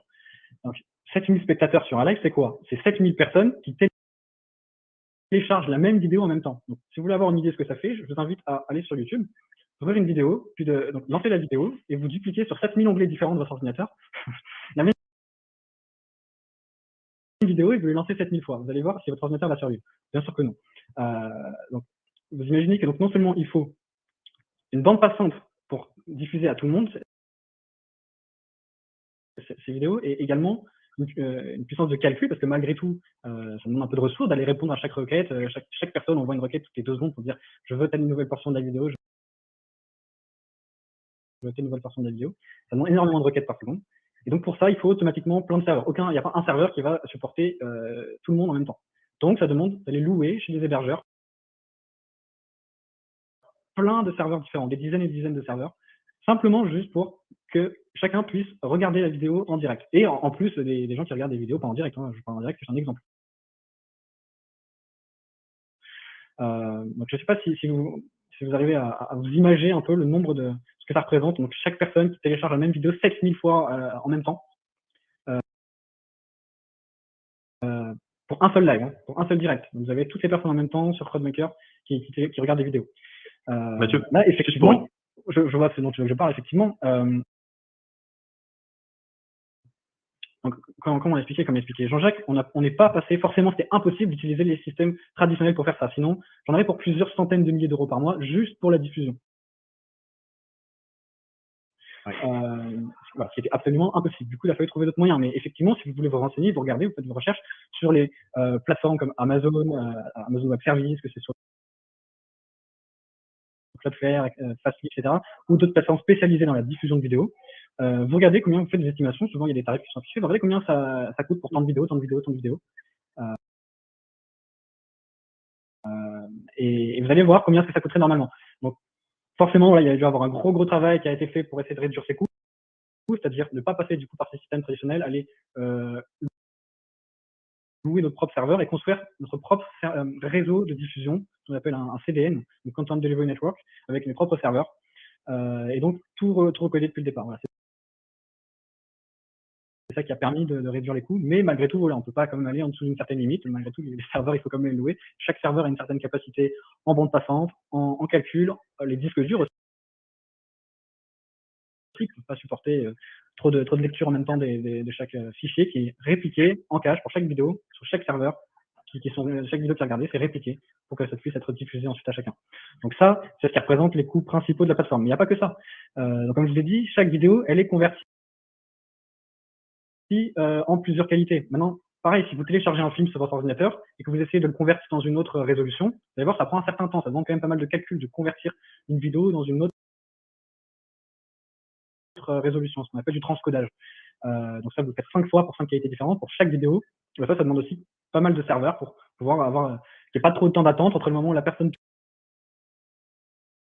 publie la vidéo et le moment où elle est diffusée dans toutes ces résolutions différentes. Ça aussi, voilà, des coûts supplémentaires. Vous imaginez donc aussi qu'il y a les vidéos qui sont téléchargées depuis YouTube. Pour les chaînes qui sont synchronisées. Donc ça aussi, il faut des serveurs en plus pour aller regarder régulièrement quelles sont les nouvelles vidéos sur les chaînes et les télécharger, donc ça va prendre de la bande passante en plus. Quand vous publiez des images, pareil, les images, elles sont, donc, en plus d'être stockées, répliquées, etc., elles sont pareil, converties en plusieurs tailles différentes, etc., etc., etc. Donc vous imaginez, il y a plein de services comme ça qui vont rentrer en interaction, et chaque fois, c'est des serveurs en plus à payer, des serveurs en plus à louer, des services divers et variés. Je vais donner un autre exemple. Ne serait-ce que les emails, bon, les gens ne connaissent pas forcément, mais les services d'envoi d'emails, ça coûte cher. Il y a plusieurs centaines d'euros par mois aussi. Bon, bref, vous mettez ça bout à bout, et bien on arrive à ces coûts-là de 13 000 euros par mois, qui augmentent tous les mois, bien entendu. Plus il y a de vidéos, plus il y a d'utilisateurs sur la plateforme, plus les coûts forcément vont aller en augmentant. C'est pour ça que si on veut avoir un an d'avance pour l'infrastructure, on estime qu'il faut à peu près 200 000 euros juste pour ça. Voilà. Donc, pourquoi 300 000 euros aussi? Parce que comme je l'ai dit, actuellement, je suis seul développeur, il y a beaucoup de choses à développer, donc il faut aussi pouvoir embaucher. Donc les 100 000 euros supplémentaires sont le point de départ pour pouvoir commencer à embaucher certaines personnes. Voilà pour un résumé déjà des coûts. Donc, ce qu'il faut réaliser par rapport à tout ce qui vient d'être partagé là, c'est que les chiffres qu'on vous a montrés par rapport à ce qu'on appelle un CDN, un Content Delivery Network, c'est-à-dire un réseau de diffusion du contenu, c'est juste pour la diffusion. On n'a pas parlé du stockage, on n'a pas parlé des coûts de développement, c'est-à-dire combien ça coûte pour que Mathieu puisse payer ses factures, etc. Ça, c'est même pas pris en compte. Hein. C'est juste par rapport à un des nombreux aspects. On n'a pas pris en compte les emails. C'est juste un truc. Et ça, c'est pour 200 vidéos. Je vais le remontrer. Autant vous dire que c'est ridicule par rapport au coût actuel, en fait, de ce qui se fait. C'est juste pour 200 vidéos. Il y a 100 000 vidéos aujourd'hui sur CrowdBunker. Ce que fait Mathieu actuellement est juste miraculeux. Et si Mathieu avait accepté les offres de publicité, d'actionnaires, peut-être même de rachat, je sais pas, tu as eu des offres de rachat, Mathieu, ou pas? Pas de rachat, des offres d'investissement. Ok, tant mieux. Mais même si Google aujourd'hui voulait racheter CrowdBunker, mais il chiffrerait ça à des centaines de millions d'euros. C'est ça que vous devez comprendre,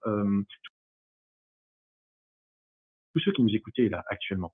C'est que ce que fait CrowdBunker avec Mathieu, ce que fait Mathieu avec CrowdBunker, c'est miraculeux. C'est un miracle. C'est vraiment un miracle. Je veux que vous le réalisiez. Ce n'est pas quelque chose qui existe dans le paysage mondial de la technologie de l'information. Ça n'existe pas. Il n'y a pas un projet tel que CrowdBunker qui est soutenu par un jeune ou pas, peu importe, mais par un homme avec un cœur si grand et une âme si pure pour pouvoir proposer, mais c'est vrai Mathieu, il faut le dire, pour pouvoir proposer de manière totalement désintéressée ses services pour sauver ce qu'il peut de notre humanité. C'est incroyable ce que fait Mathieu, vraiment, vous devez le réaliser, c'est une œuvre d'amour. Et donc Non, termine ta phrase. Ah, je crois qu'il a coupé. Hein. Ça s'est coupé. Ah, ça s'est coupé. Ok. Vas-y. Je profite pour donner peut-être parce qu'effectivement c'est très difficile pour ceux qui ne connaissent pas la technique d'imaginer même ce que c'est une bande passante ou de ce que c'est le poids d'une vidéo, etc. Donc je vais vous donner un exemple plus simple peut-être, plus à votre portée. La plupart de vos ordinateurs aujourd'hui ont une capacité de stockage de 1 téraoctet. Donc 1 téraoctet, ça fait 1000 gigaoctets, ça fait 1 million de mégaoctets. Bon, donc je vais m'arrêter là évidemment parce que je pourrais le convertir encore en octets, mais ou en kilooctets. Mais donc 1 téraoctet, c'est donc 1 million de mégaoctets. Vous savez ce que pèse une vidéo habituellement d'1 heure, en tout cas sur mes ordinateurs, une vidéo d'1 heure, ça pèse 500 mégas dans une version. Et si je veux des versions plus élaborées, ça me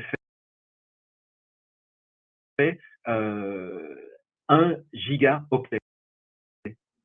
Et donc, 1 gigaoctet, il suffirait d'avoir 1000 vidéos d'1 heure sur un ordinateur pour que votre ordinateur soit complètement plein. Mais en fait, c'est faux ce que je suis en train de vous dire, parce que votre ordinateur a besoin d'espace déjà pour faire tourner tous vos programmes. Donc, vous n'avez comme espace libre peut-être que 700 gigas au maximum, si vous avez déjà un ordinateur performant.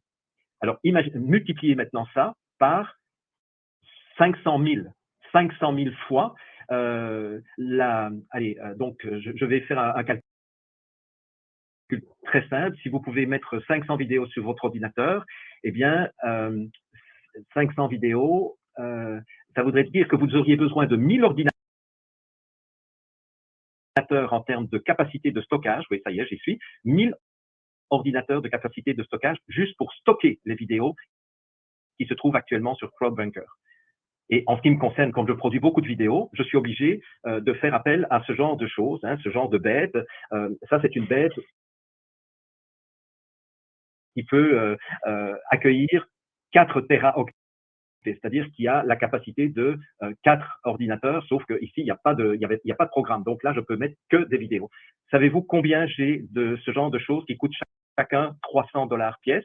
J'en ai 60. J'en ai 60 qui sont remplis. Voilà.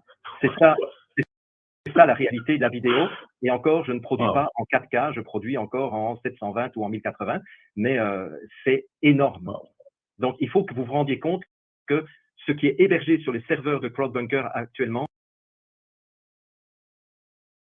c'est l'équivalent de ce que vos ordinateurs, que 1000 de vos ordinateurs pourraient héberger, et ça, c'est sans compter la capacité de diffusion. Voilà, j'espère que c'est plus clair pour vous en comparant avec la capacité de votre ordinateur. Wow. Voilà, tout à fait ça.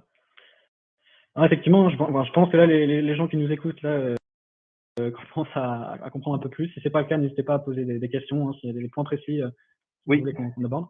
Alors, oui, parce qu'en fait, moi, je suis en train de regarder les commentaires sur ma chaîne Odyssée qui relaye, et il y a l'une ou l'autre question intéressante. Il y a entre autres une question, alors je vais la retrouver, en disant attendez. Ah zut, je l'ai vu pourtant. Quelqu'un qui disait… Alors, en attendant que tu trouves… Non, mais ça y est, voilà, ça y est. Donc, en fait, ce que la personne me dit, c'est que à tout moment, le gouvernement pourrait décider de bloquer CrowdBunker et d'empêcher… voilà, rien n'empêche un gouvernement de bloquer l'accès à un site, comme le gouvernement français l'a fait avec Rumble. Nous n'y avons plus accès depuis la France. Qu'est-ce que tu réponds à ça, Mathieu? Bon, c'est un vaste sujet, hein, effectivement. Alors déjà, première chose que je peux dire sur Rumble, déjà, c'est que c'est pas le gouvernement français qui a bloqué directement Rumble, mais c'est le gouvernement français qui a demandé à Rumble de supprimer les chaînes et les vidéos, et que plutôt que de supprimer ces chaînes-là, ils ont choisi de bloquer l'accès d'eux-mêmes aux utilisateurs français. Donc ça, c'est la première chose à préciser. Ils ne bloquent pas un site comme ça c'est pas comme ça. Alors effectivement, dans le pire des cas, on peut imaginer que ils bloquent un nom de domaine. Ils peuvent bloquer un nom de domaine pour se dire, en fait, ils vont demander à vos fournisseurs d'accès Internet que quand quelqu'un tape crowdbunker.com dans la barre d'adresse, ça renvoie une fausse réponse. Ça s'appelle un DNS menteur. Enfin, je ne vais pas rentrer en détail, mais voilà. Ça, c'est très facilement contournable. Déjà, chacun peut le faire. Il peut même s'y préparer dès maintenant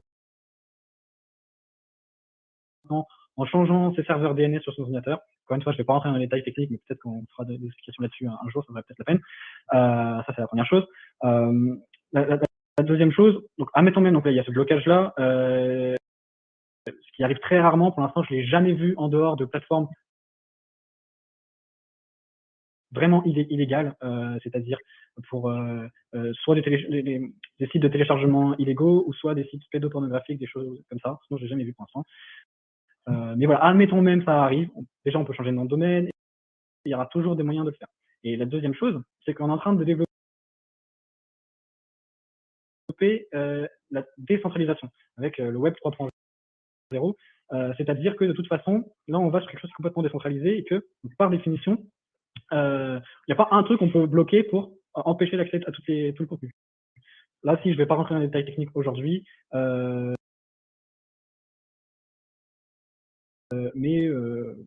enfin, vaut mieux pas rentrer dans les détails aujourd'hui là-dessus. Mais voilà, rassurez-vous, ça se fait pas comme ça.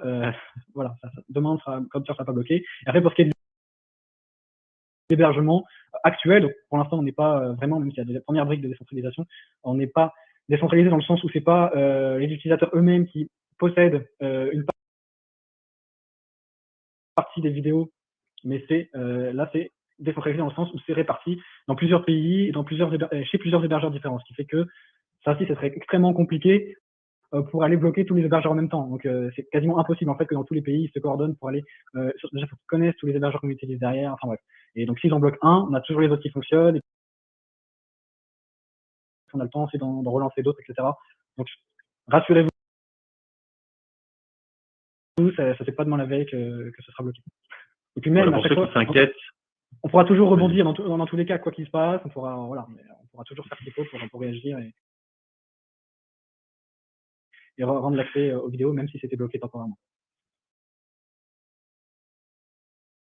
pour ceux qui s'inquiètent de la fiabilité technique de CrowdDunker, je peux vous assurer que non seulement il y a beaucoup de réflexion derrière, avant d'en arriver à ce stade aujourd'hui, de se dire, OK, campagne de financement lancée, parce que ça fait plus d'1 an et demi que cette campagne de financement devait être lancée. La raison pour laquelle ça l'est maintenant, c'est parce que tout est béton au niveau technique et surtout au niveau juridique. Donc vraiment, soyez certains que rien n'est fait au hasard. Salut le chat. Et d'un autre côté, tout est redondé, tout est répliqué, tout est, je ne vais pas dire inarrêtable. Si demain, il y a ce qu'on appelle un backbone, c'est-à-dire un gros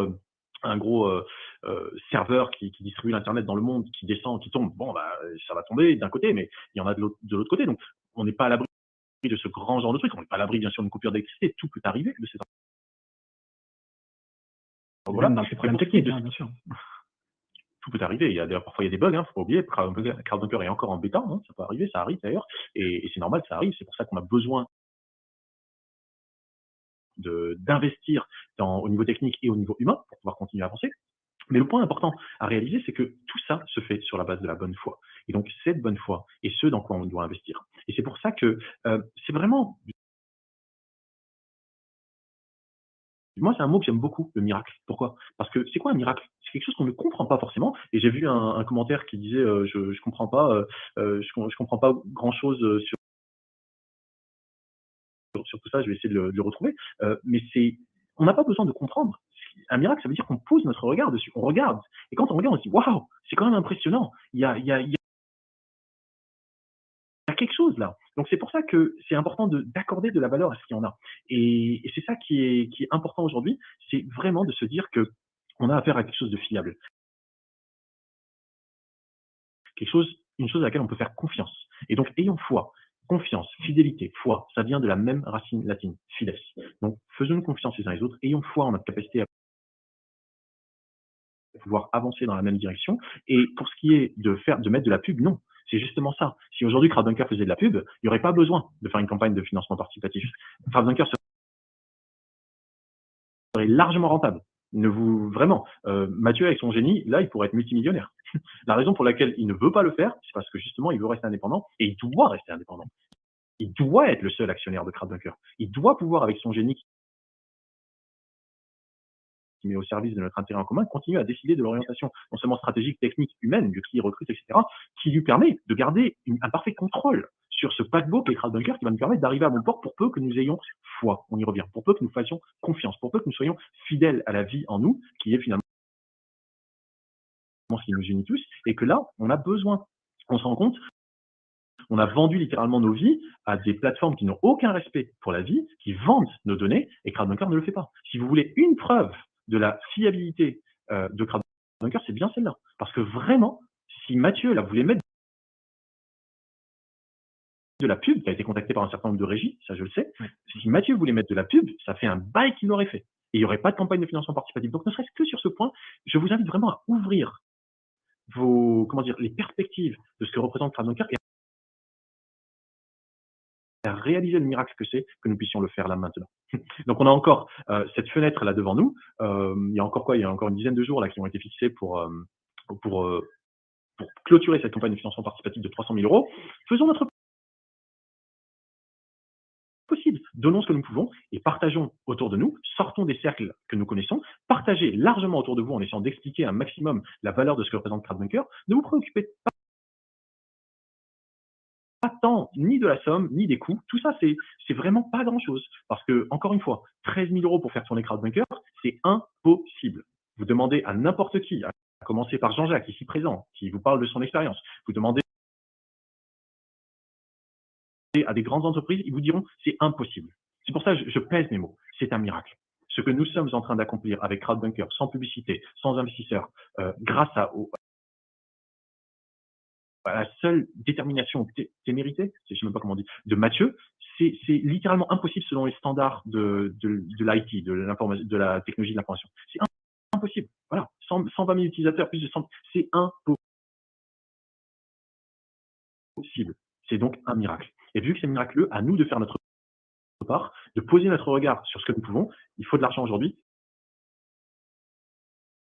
Mettons de l'argent, c'est tout. Alors, je voudrais peut-être, si vous permettez, faire encore 2-3 petites remarques. La première, c'est que quand Facebook a démarré, c'est en fait l'histoire qu'on nous raconte sur la création de Facebook est totalement fausse, comme beaucoup de légendes qui circulent. Hein. En fait, Facebook a été créé par la volonté de la CIA et en réalité, la CIA avait demandé à la DARPA. La DARPA, en fait, c'est le volet scientifique de la défense américaine. Donc, c'est quelque chose qui est, c'est un organisme qui est lié directement à la défense et à la guerre. D'ailleurs, pour la petite histoire, la DARPA est derrière aussi la mise en place des vaccins anti-Covid-19. Hein. Donc, on se demande ce que les militaires foutent dans un projet de santé publique, peu importe. Et donc, la DARPA avait comme projet de ficher les êtres humains pour avec une volonté de contrôle de plus en plus grande.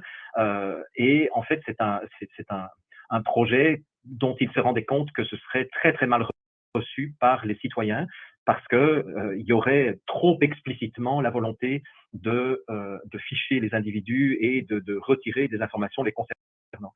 Et donc, le jour où il faut savoir que le jour où Facebook est né, c'est le jour où la DARPA a abandonné son projet et il y a eu un transfert de fonds de la DARPA vers Facebook. Et ce premier transfert de fonds était de l'ordre de 20 millions de dollars US au moment de la création à l'époque. D'accord? Donc ça, c'est la première chose. Donc, et derrière Facebook se trouve encore aujourd'hui la CIA, etc. Je pense que Edward Snowden nous l'a suffisamment clairement démontré. Deuxième chose que je veux dire, c'est que j'ai vu passer d'autres commentaires toujours sur ma chaîne Odyssée et quelqu'un qui dit moi je ne vois pas à quoi sert, quelle est la spécificité de CrowdBunker puisque moi je trouve tout ce que je veux sur Odyssée. C'est tout à fait pertinent comme remarque. Moi-même je suis sur Odyssée, j'ai été sur Odyssée avant d'aller sur CrowdBunker. Mais ce que je voudrais dire, c'est je garde une méfiance à l'égard d'Odyssée. C'est-à-dire qu'aujourd'hui, je suis incapable, oui, la DARPA, donc je ne sais plus ce que ça veut dire, c'est la Defense Advanced Research, je ne sais plus. Regarde un peu ce que veut dire DARPA. Ouais. Advanced Research Projects Agency. Voilà, Research Project Agency. Voilà. Mais donc, dans le DARPA, vous avez le D de Defense. Hein, donc, voilà. Et ce sont the weird DARPA Facebook coincidence you never heard about. Bon, ben voilà, exactement. Donc, je ne sais absolument pas qui est derrière Odyssée. J'ai fait des recherches, je n'ai pas trouvé. Donc, si certains d'entre vous le trouvent, ben, écrivez à mon support pour me donner l'information, parce que je me demande dans quelle mesure Odyssée n'est pas un honeypot, donc un pot de miel, pour attirer tous les conspirationnistes au même endroit, et puis, à un moment donné, sans prévenir, fermer tout simplement l'accès ou même carrément mettre fin à l'aventure Odyssée. Et qu'est-ce qu'on fera ce jour-là si Odyssée, effectivement, agit comme ça? Hier soir, j'ai regardé un documentaire qui s'appelle The Greatest Reset, donc le plus grand reset, qui vient d'être traduit par Chris de Vivre sainement. Alors oui, c'est ça. Et je vous recommande d'écouter ce documentaire de 2h30. Je l'ai écouté hier soir. Parce que, bon, j'ai rien appris de nouveau quasiment, sauf 2-3 détails, mais ça fait une très belle synthèse de toute la corruption qui existe autour de cette crise Covid-19. Mais il y a un tout petit passage où il dénonce le fait que Elon Musk fait partie du plan mondialiste et fait partie du projet de gouvernement mondial. Donc, tous ceux qui sont en train de se réjouir en disant « Waouh, Elon Musk est en train de libérer l'information, ça y est, Twitter maintenant n'est plus censuré, etc. » Méfiez-vous, sachez que les gens qui sont à la tête du monde, qui essayent d'être à la tête du monde, ont toujours eu comme stratégie de manipuler deux camps adverses, c'est-à-dire le camp des gentils et le camp des méchants, mais les gentils travaillant aussi pour la mise en esclavage de la population. Donc, méfiez-vous de tout le monde. Méfiez-vous aussi de nous. Hein. Donc, je me mets dans le tas parce que vous avez la stratégie bon cop, bad cop. Et on a tendance à dire « Ah, je suis contre Biden, donc je suis pour Trump. Je ne fais pas plus confiance à Trump que je ne fais confiance à Biden. » C'est clair. Regardez ce qui s'est passé en France dans le débat entre Marine Le Pen et Macron. Marine Le Pen aurait pu enfoncer la gueule de Macron 10 fois lors du débat entre les deux tours du scrutin, et Marine Le Pen a été aux abonnés absents. Pourquoi? Parce qu'elle faisait partie du jeu. Elle faisait partie d'un processus dans lequel elle était payée pour agiter, pour faire figure d'épouvantail, pour que les gens se détournent de Marine et votent pour Macron, mais dans un vote négatif, en disant n'importe qui sauf Marine Le Pen. Mais Marine Le Pen fait partie du jeu aussi. Elle est cul et chemise avec Macron. Et d'ailleurs, il n'y a qu'à regarder la manière dont elle ne s'oppose même pas aux mesures gouvernementales depuis qu'ils sont au gouvernement. Enfin, depuis qu'ils sont à l'Assemblée nationale. Voilà. Donc, c'est pour ça aussi que je m'investis dans CrowdBunker. C'est pour ça que je soutiens financièrement CrowdBunker, et c'est pour ça que je suis ici ce soir. C'est parce que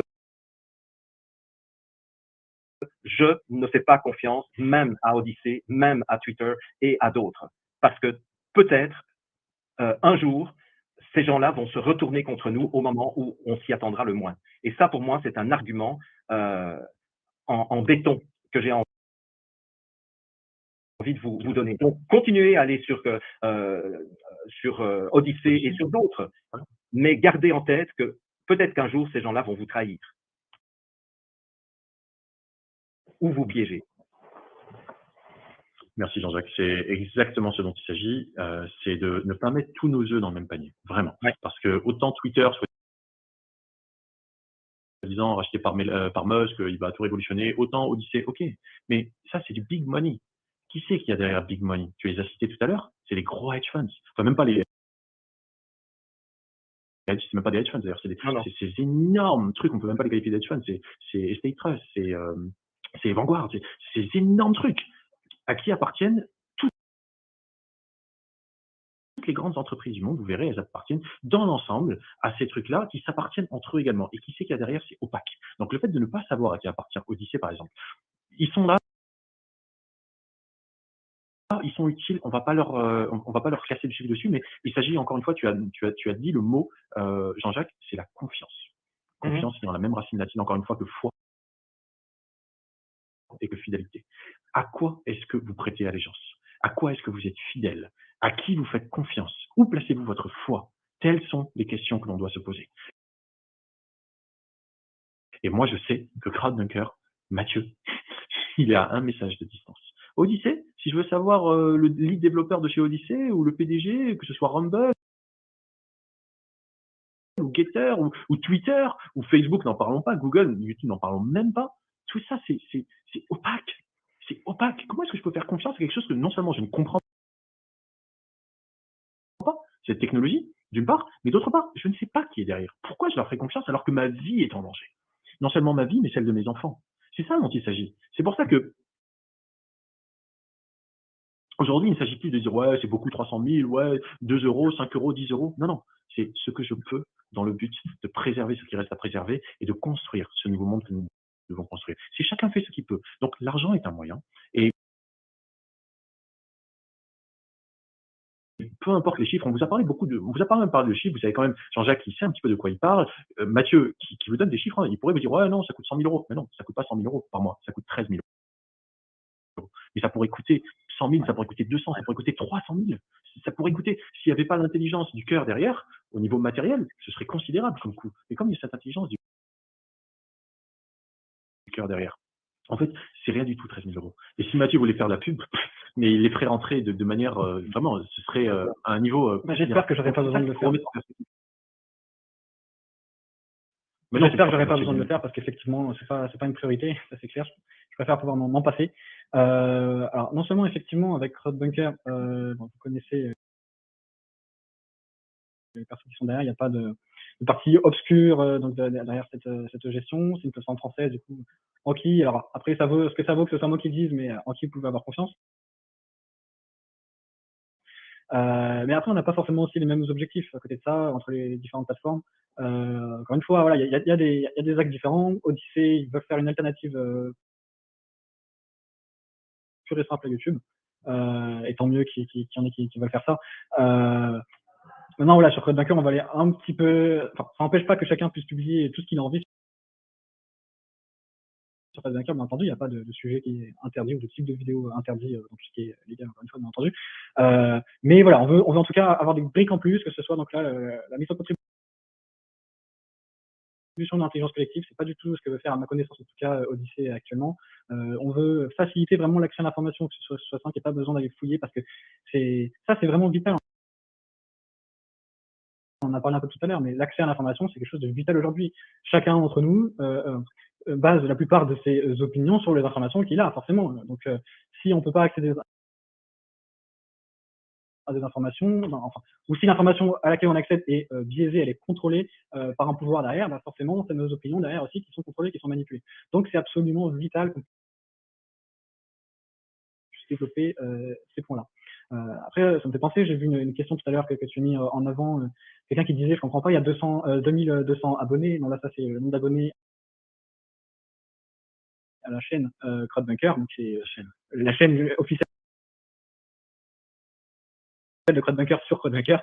Donc, ça n'a pas vraiment d'importance. Actuellement, on ne publie pas beaucoup de vidéos dessus. Non, comme je disais tout à l'heure, il y a 120 000 personnes qui sont inscrites et il y a entre 1 et 3 millions de visiteurs uniques qui viennent soit simplement voir une seule vidéo sur la plateforme, ça dépend des mois. Mais effectivement, si on prend simplement ces 120 000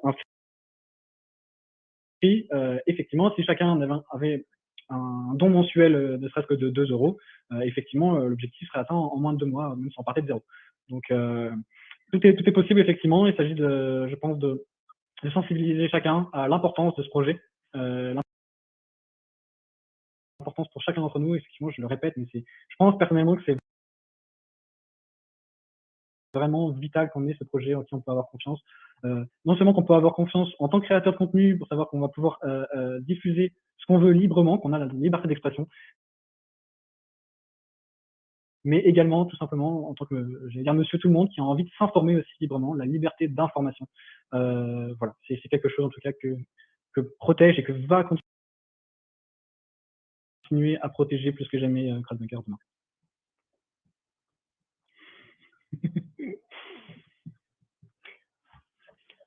Voilà, je sais pas si quelqu'un veut rebondir ou si on Moi, j'ai répond dit à tout toutes ce que les j'avais à questions. dire.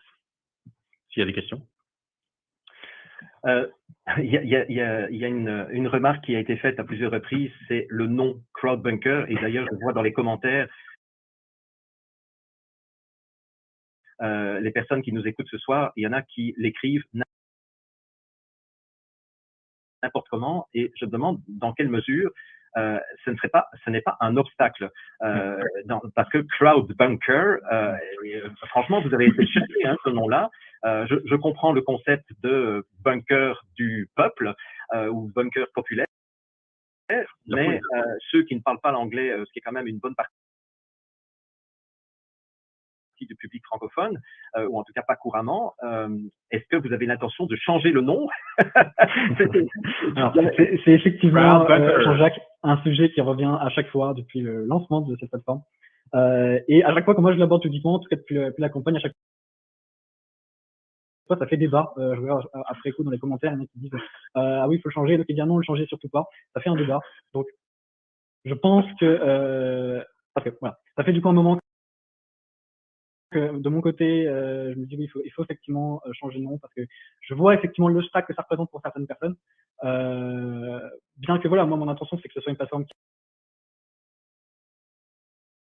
après s'étendre à l'international, donc il ne faut pas que ce soit un nom purement en français. Mais voilà, le nom Crowdbunker, je sais pour des francophones est compliqué à prononcer, à retenir quand on l'entend en tout cas pour la première fois. Et donc voilà, effectivement, quelqu'un dit dans la rue, voilà, on va voir cette vidéo sur Crowdbunker, il va peut-être pas retenir s'il n'est pas habitué à entendre de l'anglais. Donc moi de mon côté, c'était quelque chose que je souhaitais faire, de changer le nom de la plateforme depuis déjà un bon moment. Maintenant, voilà, je vois que ça fait débat, donc je pense que ce qu'il faudra faire, c'est lancer un sondage à tout le monde, et on va voir si les gens votent pour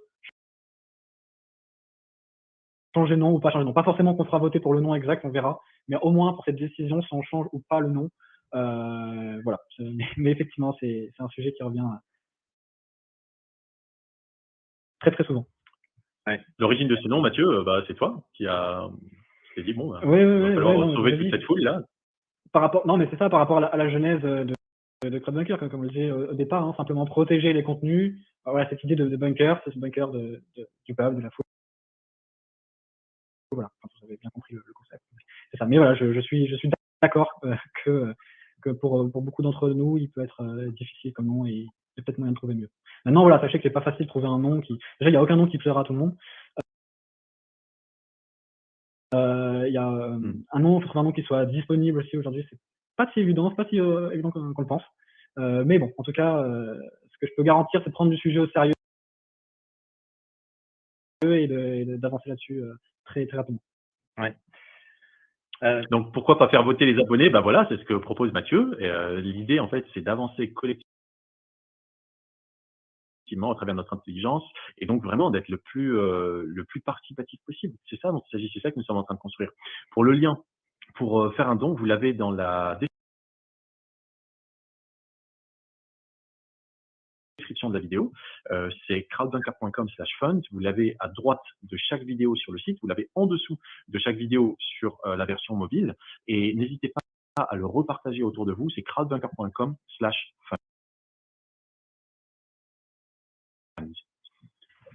Et après le bouton je fais un don. Une fois que vous allez sur la page crowdbunker.com/fund, c'est vous cliquez sur le bouton vert je fais un don. Ouais. Oui, je voudrais juste raconter une petite anecdote. Lorsque je me suis lancé dans la formation en ligne, c'était en 2013, et j'avais démarré ma première académie de formation en ligne avec le nom l'Académie du pouvoir, parce que pour moi, c'était reprendre le pouvoir sur sa propre vie, reprendre le pouvoir sur sa, oui, c'est ça, reprendre le pouvoir sur sa vie, etc. Et 3 mois après le démarrage de cette formation, où donc les étudiants avaient une vidéo toutes les semaines, beaucoup d'étudiants me revenaient en disant écoute Jean-Jacques,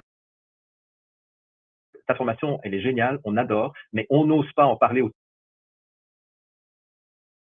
de nous, parce que quand on dit qu'on suit une formation dans l'Académie du pouvoir, c'est tout de suite, on a des réactions négatives en disant quoi, vous apprenez à manipuler, etc., etc. Et donc, du coup, j'ai dit à mes étudiants, ils étaient 450, j'ai dit, bah écoutez, proposez-moi un autre nom, et j'ai procédé en deux étapes. Et peut-être qu'on pourrait faire la même chose pour CrowdBunker si vous décidez de changer de nom. Dans un premier temps, j'ai ouvert une boîte à suggestions pendant une semaine et j'ai dit, proposez-moi tous les noms qui vous passent par la tête et qui reflèteraient quand même ce que nous faisons. Voilà. J'ai eu, je crois que j'ai eu à peu près 60 propositions différentes. Et je leur avais dit, parmi toutes les propositions que je vais recevoir, je ne reprendrai que celles avec lesquelles je pourrais éventuellement vivre. Hein, parce que quand même, c'est moi le créateur de cette académie, c'est moi qui vais devoir travailler pendant des années dessus. Donc, évidemment, voilà, je ferai un tri et je n'en ai retenu que 15 sur les 60. Et après, j'ai remis au vote les 15 propositions. Et là, il n'y avait plus de possibilité de proposer d'autres choses, c'était juste un vote. Et ce qui est sorti, c'était Académie de la vie en mouvement.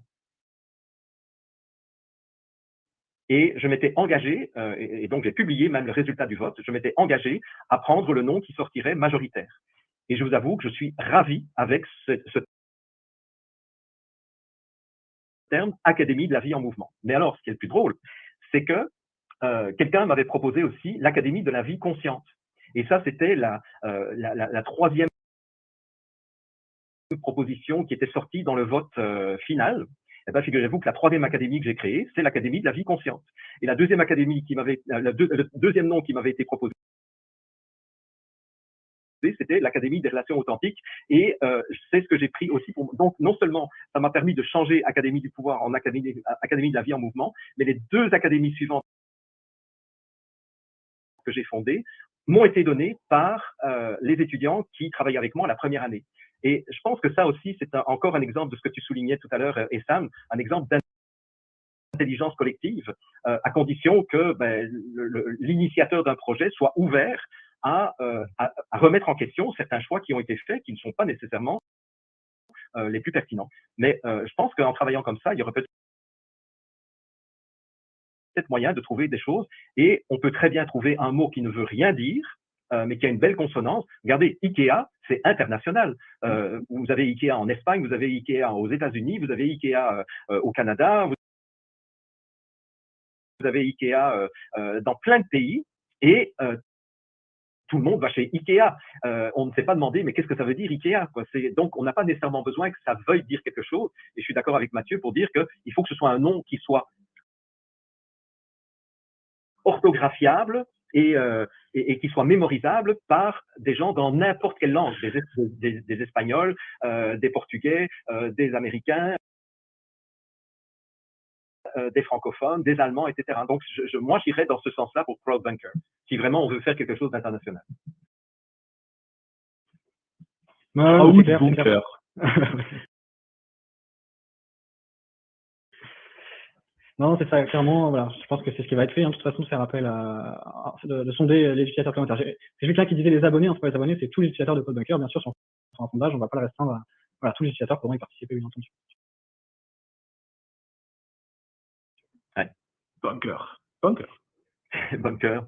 Ça fait un peu militaire, ça. Hein, mais voilà, mais là, effectivement, on voit très bien là, dans le chat de CrowdBunker que ça fait débat. Il y en a qui sont pour, il y en a qui sont contre. Ouais. Oui, tout à fait. Clairement, le sujet, voilà. Attendez, il y a un truc super créatif là aussi, c'est ça commence déjà à chercher. On a droit à CrowdBunker. Qu'est-ce que vous en pensez en vote? CrowdBunker.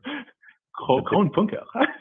Je ne sais pas ce que ça veut dire, Crown. Je vais regarder si ça veut dire quelque chose. Crown, je sais pas. Je l'ai jamais rencontré. Donc voilà, il y a des débat, il y a des avis. Et c'est ça, c'est cette intelligence-là qu'on est chacun tous capables de contribuer. C'est ça qu'on veut faire en sorte que CrowdBunker devienne littéralement plus qu'un bunker, que ça devienne vraiment une maison, que ça devienne même un temple pour notre intelligence collective, pour qu'on puisse tous ensemble créer un corpus de connaissances qui va nous permettre de nous informer correctement pour pouvoir prendre des bonnes décisions.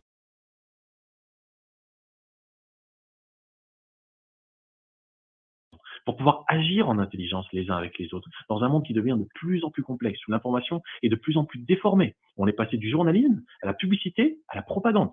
On a affaire littéralement à, comment appeler ça en restant poli, à une jungle d'agression médiatique, informationnelle, un brouhaha où en fait, si on n'a pas accès à l'information et qu'on n'est pas capable de se fier à l'information, on va prendre les mauvaises décisions. Et si on prend les mauvaises décisions, on n'aura même plus peut-être nos yeux pour pleurer parce qu'ils vont vouloir nous les remplacer par des trucs bioniques. Donc, il est vraiment essentiel pour notre avenir, si on veut pas aller dans une direction absolument démente, celle du transhumanisme, d'avoir accès aux bonnes informations. Et donc, c'est là où CrowdBunker est vraiment un projet dans lequel nous devons mettre des billes, vraiment, des billes en fait qui correspondent. Chacun a ses moyens, chacun a ses capacités. Aujourd'hui, il y a besoin d'argent. Demain, il y aura besoin de cliquer sur ce qui est pertinent. Après-demain, il y aura besoin d'organiser l'information d'une manière qui rajoute des noms, qui rajoute des lieux, qui rajoute des chapitres, etc., etc. C'est notre maison que nous devons construire, une maison pour notre humanité en commun qui aujourd'hui est mise en péril. Donc c'est vraiment ça dont il s'agit et que je nous invite vraiment chaleureusement à considérer avec un regard qui n'est pas celui des yeux qui comparent, des yeux qui mettent un truc au-dessus de l'autre, mais au contraire, de regarder avec le regard du cœur, le cœur en fait ne fait pas de différence entre les uns et entre les autres. Le cœur aime. Et là, ce que nous sommes invités à aimer, c'est cette vie qui est mise en péril partout autour de nous et que nous devons en fait littéralement protéger au sein de ce bunker parce que c'est l'information qui met en péril la vie aujourd'hui. C'est une guerre de l'information. Donc c'est à nous de faire notre part, de faire en sorte que l'information puisse circuler de manière libre, de manière structurée, de manière non biaisée, qu'il n'y ait pas de biais, parce qu'il y a des intérêts derrière. Notre seul intérêt, celui qui doit nous rassembler, celui qui doit primer sur tous les autres, c'est la vie. Et c'est ça dont il s'agit avec CrowdBunker. Il s'agit de préserver et de nourrir la vie pour l'avenir. Celui de nos enfants. Et il faut vraiment prendre conscience de l'implication qu'a ce monde virtuel sur le monde réel. L'importance que ça a aujourd'hui dans nos interactions. Je vais prendre encore qu'un exemple. Donc là, moi, on a parlé avant du partage de l'information, mais de manière une extension à ça, si on parle de l'organisation d'événements dans la vie réelle, que ce soit des manifestations, etc. Comment ça s'organise aujourd'hui? Ça s'organise par le virtuel. Aujourd'hui, comment les gens font? Ils utilisent Facebook, ils utilisent les événements, créent des événements sur Facebook. Bon, souvent, ces événements-là sont censurés, donc ça a un impact réel sur ces événements dans le réel. Et quand ils sont pas censurés, que même des personnes ne veulent pas utiliser Facebook, étant donné qu'il n'y a pas vraiment d'alternative aujourd'hui à ça pour les créations d'événements, c'est compliqué. Et c'est très difficile de retrouver dans un endroit centralisé les informations qui concernent un événement, les différentes directives, tout ça. Alors ça, c'est quelque chose qu'on pourra faire demain sur CrowdBunker. Ça fait partie des fonctionnalités qui sont dans la roadmap.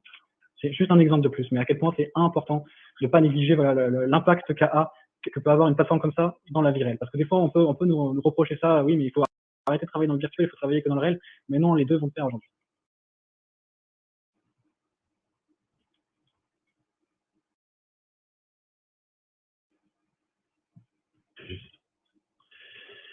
Y a-t-il autre chose que nous avons à rajouter, messieurs, pour parler de CrowdBunker ou de CrowdBunker ou de Francolin ou je ne sais quel autre nom on va trouver pour l'avenir?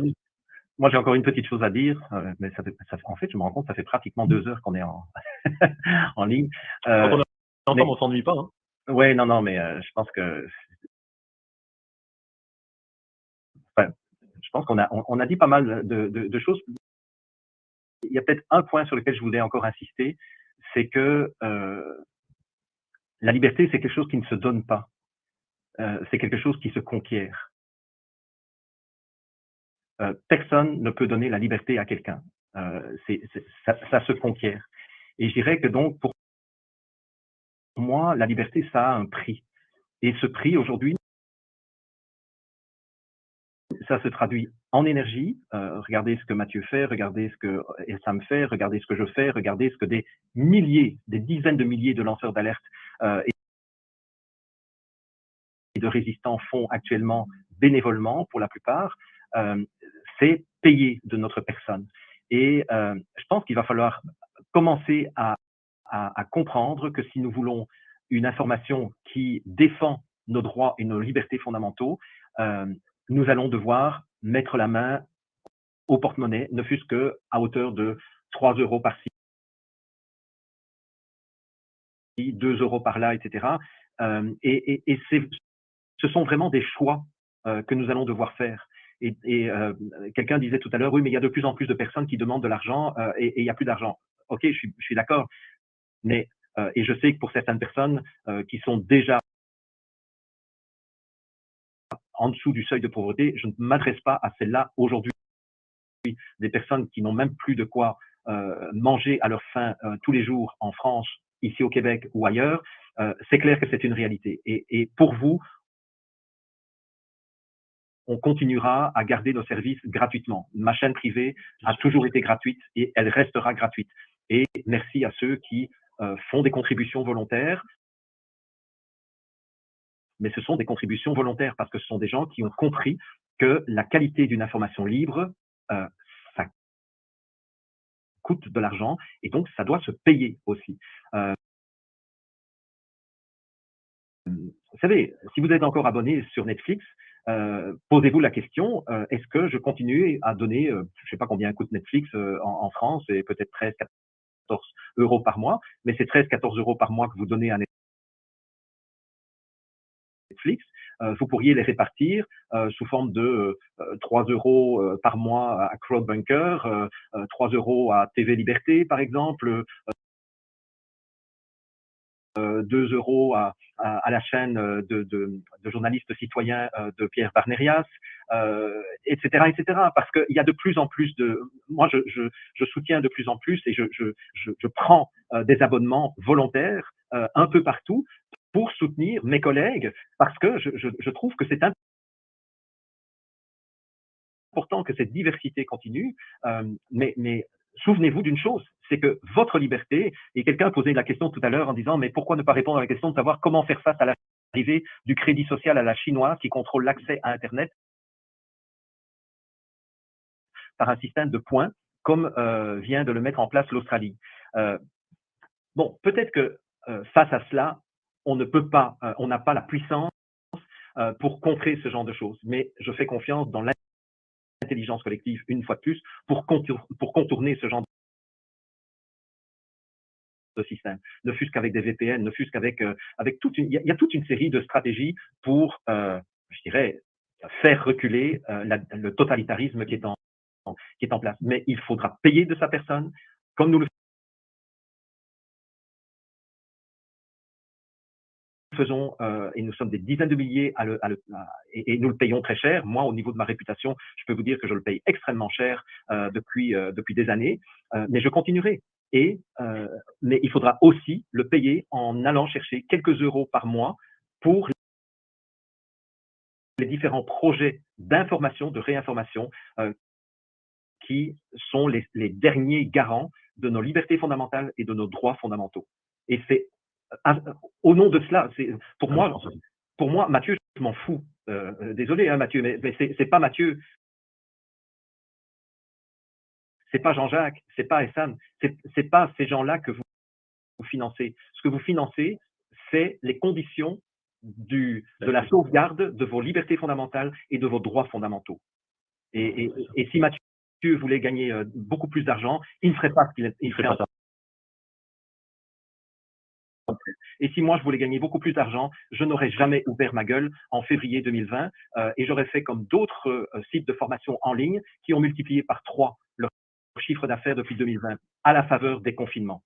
Moi j'ai divisé par 2,5 mon chiffre d'affaires depuis 2020. Et je suis en train de regarder comment je suis capable de continuer à payer mon équipe. Je rappelle que nous sommes 10 dans mon entreprise. Donc, quand je vous parle de 800 000 euros, quand je vous parle de plusieurs millions, oui, j'ai 10 personnes à payer tous les mois, vous voyez. Mais donc, l'enjeu, c'est notre liberté. Et cette liberté conquiert. Et elle se paye. Voilà, pour moi, j'ai rien d'autre à dire ce soir, mais ça me paraît important de le ressouligner.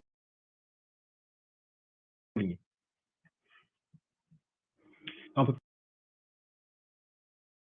peut-être effectivement conclure là-dessus. Bah moi de mon côté aussi, hein, je pense que j'ai dit tout ce qu'il y avait à dire. Je pense que l'essentiel a été dit. Voilà, on a rappelé quelle est la direction que va prendre TradeBunker aujourd'hui. Pourquoi est-ce qu'on a besoin d'autant de moyens qui sont finalement très faibles, qui sont un minimum en fait pour pouvoir continuer. Quelqu'un demande dans les commentaires qu'est-ce qui se passe si on n'atteint pas l'objectif d'ici 10 jours. TradeBunker ne va pas s'arrêter du jour au lendemain, rassurez-vous. Maintenant, effectivement, on va être limité. On va être limité, on aura beaucoup moins de temps devant nous pour essayer de développer d'autres moyens de monétisation, etc. On va avoir beaucoup de contraintes, on va pouvoir peut-être moins embaucher, etc. Donc voilà, ça va pas faire arrêter TradeBunker, mais évidemment, ça va être des bâtons dans les roues. Voilà. Donc je pense que voilà, on peut faire mieux, on peut continuer. Alors après, bien sûr, hein, c'est pas parce que la date exacte de fin de la campagne c'est le 24 que on va pas continuer derrière à récolter des fonds. Mais voilà, si on veut pouvoir aller vite et on a besoin tous ensemble d'aller vite, et ce sont des problématiques qu'on a expliquées aujourd'hui, sont des problématiques urgentes. Donc voilà, il faut pas que ça dure des mois, ça c'est certain. Tout à fait. Et il faut surtout que nous profitions de cette opportunité, parce que toute situation de crise est une situation de grand danger, certes, mais c'est également une situation d'opportunité lorsqu'il y a une urgence, parce que nous avons clairement l'urgence de faire en sorte de pouvoir avoir accès aux fonctionnalités dont nous avons besoin et qui aujourd'hui nous ont été vendues au prix de nos vies, de nos libertés. Eh bien, lorsque nous fixons une date butoir, ça nous permet en fait de nous motiver les uns les autres pour atteindre l'objectif. Et si l'objectif n'est pas atteint, ce ne sera pas un échec, parce qu'il y aura bien sûr ce qui aura été récolté, qui correspond aujourd'hui à la moitié presque de la somme qui est visée, mais ce serait quand même dommage que nous n'atteignions pas l'objectif. Il nous reste une dizaine de jours là, c'est possible. Il nous suffit juste de partager, il nous suffit de nous mobiliser, d'arriver à trouver en nous les ressources pour aller un petit peu plus loin, au-delà de nos croyances, au-delà de ce à quoi nous sommes habitués.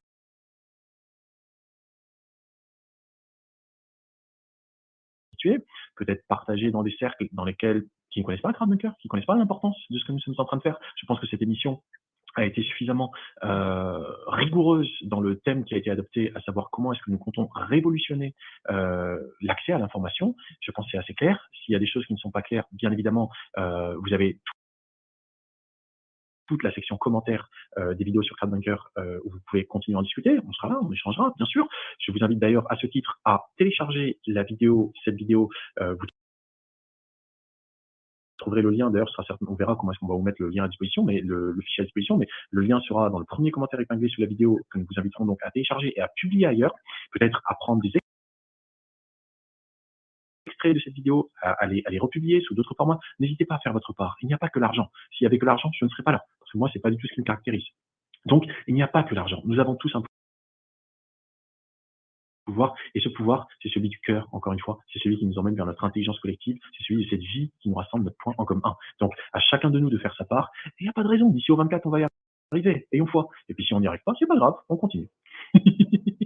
Dans tous les cas, je profite quand même pour dire merci, hein, évidemment, merci et bravo à toutes les personnes qui ont fait le pas. Je sais, vous m'écrivez, certains par email, vous nous écrivez, certains c'est pas facile pour vous, je roule pas sur l'or et vous faites quand même un don, donc vraiment merci et bravo. Et puisque je suis dans les remerciements, merci Jean-Jacques de nous avoir fait l'honneur de partager ton expérience et ton expertise avec nous. Et évidemment, merci aussi à toi, Aïssa, comme toujours, cet animateur hors pair que tu fais. Avec grand plaisir et on reste en contact de toute façon. Alors, long life to Crowdbunker. Mais on le fera en français. Yeah. Alors, Crowdbunker, Cœur Bunker, Love Bunker, I love it. Il y a tellement d'idées déjà. Et puis, on va aller super loin tous ensemble. On est géniaux. Notre humanité est un truc incroyable. C'est même pas un truc d'ailleurs, c'est un phénomène. Et nous sommes tous animés par cette même vie. Donc, à nous de nous faire confiance les uns aux autres. Et allons dans la bonne direction, celle de notre bien-être, celle de la vie, celle de nos libertés. Merci Jean-Jacques, merci Mathieu, merci à chacun d'entre nous, merci la vie de nous rassembler et ne doutons pas de notre capacité à pouvoir atteindre nos objectifs dès lors que nous faisons confiance à cette vie incommensurable qui nous anime. Ayons foi, soyons fidèles. Allez, let's do it!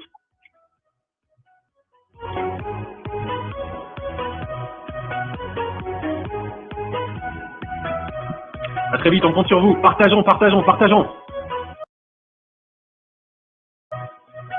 vais mettre le clip pour terminer. Alright, c'est vrai qu'on a un magnifique clip, on termine avec ça. Allez.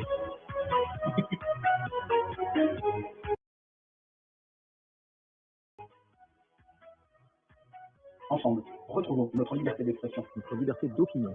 Notre liberté d'informer les autres et de s'informer soi-même. Libérons-nous de l'emprise de ceux qui se sont arrogés le droit de décider pour nous. De ce qui est vrai et de ce qui est faux. De qui a le droit de s'exprimer et qui ne l'a pas. De toute urgence, nous avons besoin de nous retrouver, de dialoguer, de partager et de s'autonomiser. Dans un espace où notre droit fondamental de nous exprimer librement est respecté. Nous avons besoin d'une plateforme qui nous appartienne. Nous, les médias indépendants. Nous, les lanceurs d'alerte. Les scientifiques, les libres penseurs, les bâtisseurs de demain. Nous, qui avons besoin de nous informer, discuter Librement. Et sans être traité comme un produit dont les données personnelles seront vendues à des annonceurs. Eh bien, bonne nouvelle, cette plateforme est née. Elle s'appelle Crowdbunker. Crowdbunker. Crowdbunker, la plateforme de liberté. Crowdbunker est encore en version bêta. Mais qui offre déjà à des milliers d'utilisateurs chaque jour La possibilité de s'informer, de protéger des chaînes YouTube contre la censure, de pouvoir publier des vidéos directement.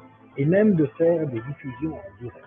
Mais nous avons besoin de chacun d'entre vous pour emmener cette plateforme beaucoup plus loin. À ce jour, Crowdbunker fonctionne exclusivement à partir de vos dons. Plus vous donnez, plus la capacité des serveurs augmente.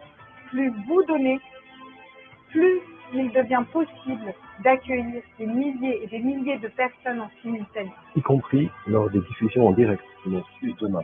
Grâce à vos dons, Crowdbunker va continuer à évoluer. En écoutant vos besoins. en devenant une alternative complète aux plateformes technologiques inféodées au pouvoir politico-financier. En recrutant davantage de développeurs. pour inclure toutes les fonctionnalités dont vous avez l'habitude sur vos réseaux. Mais aussi des fonctionnalités totalement innovantes pour libérer notre intelligence collective. La différence, notre liberté. C'est bien ce que nous voulons tous. Alors, de tout cœur, si vous en avez les moyens, Co-finançons cette plateforme dont nous avons tous besoin. Devenons chacun, chacune les garants de notre indépendance.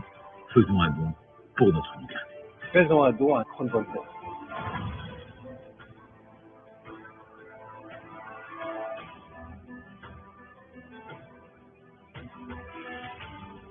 top Crowdbunker.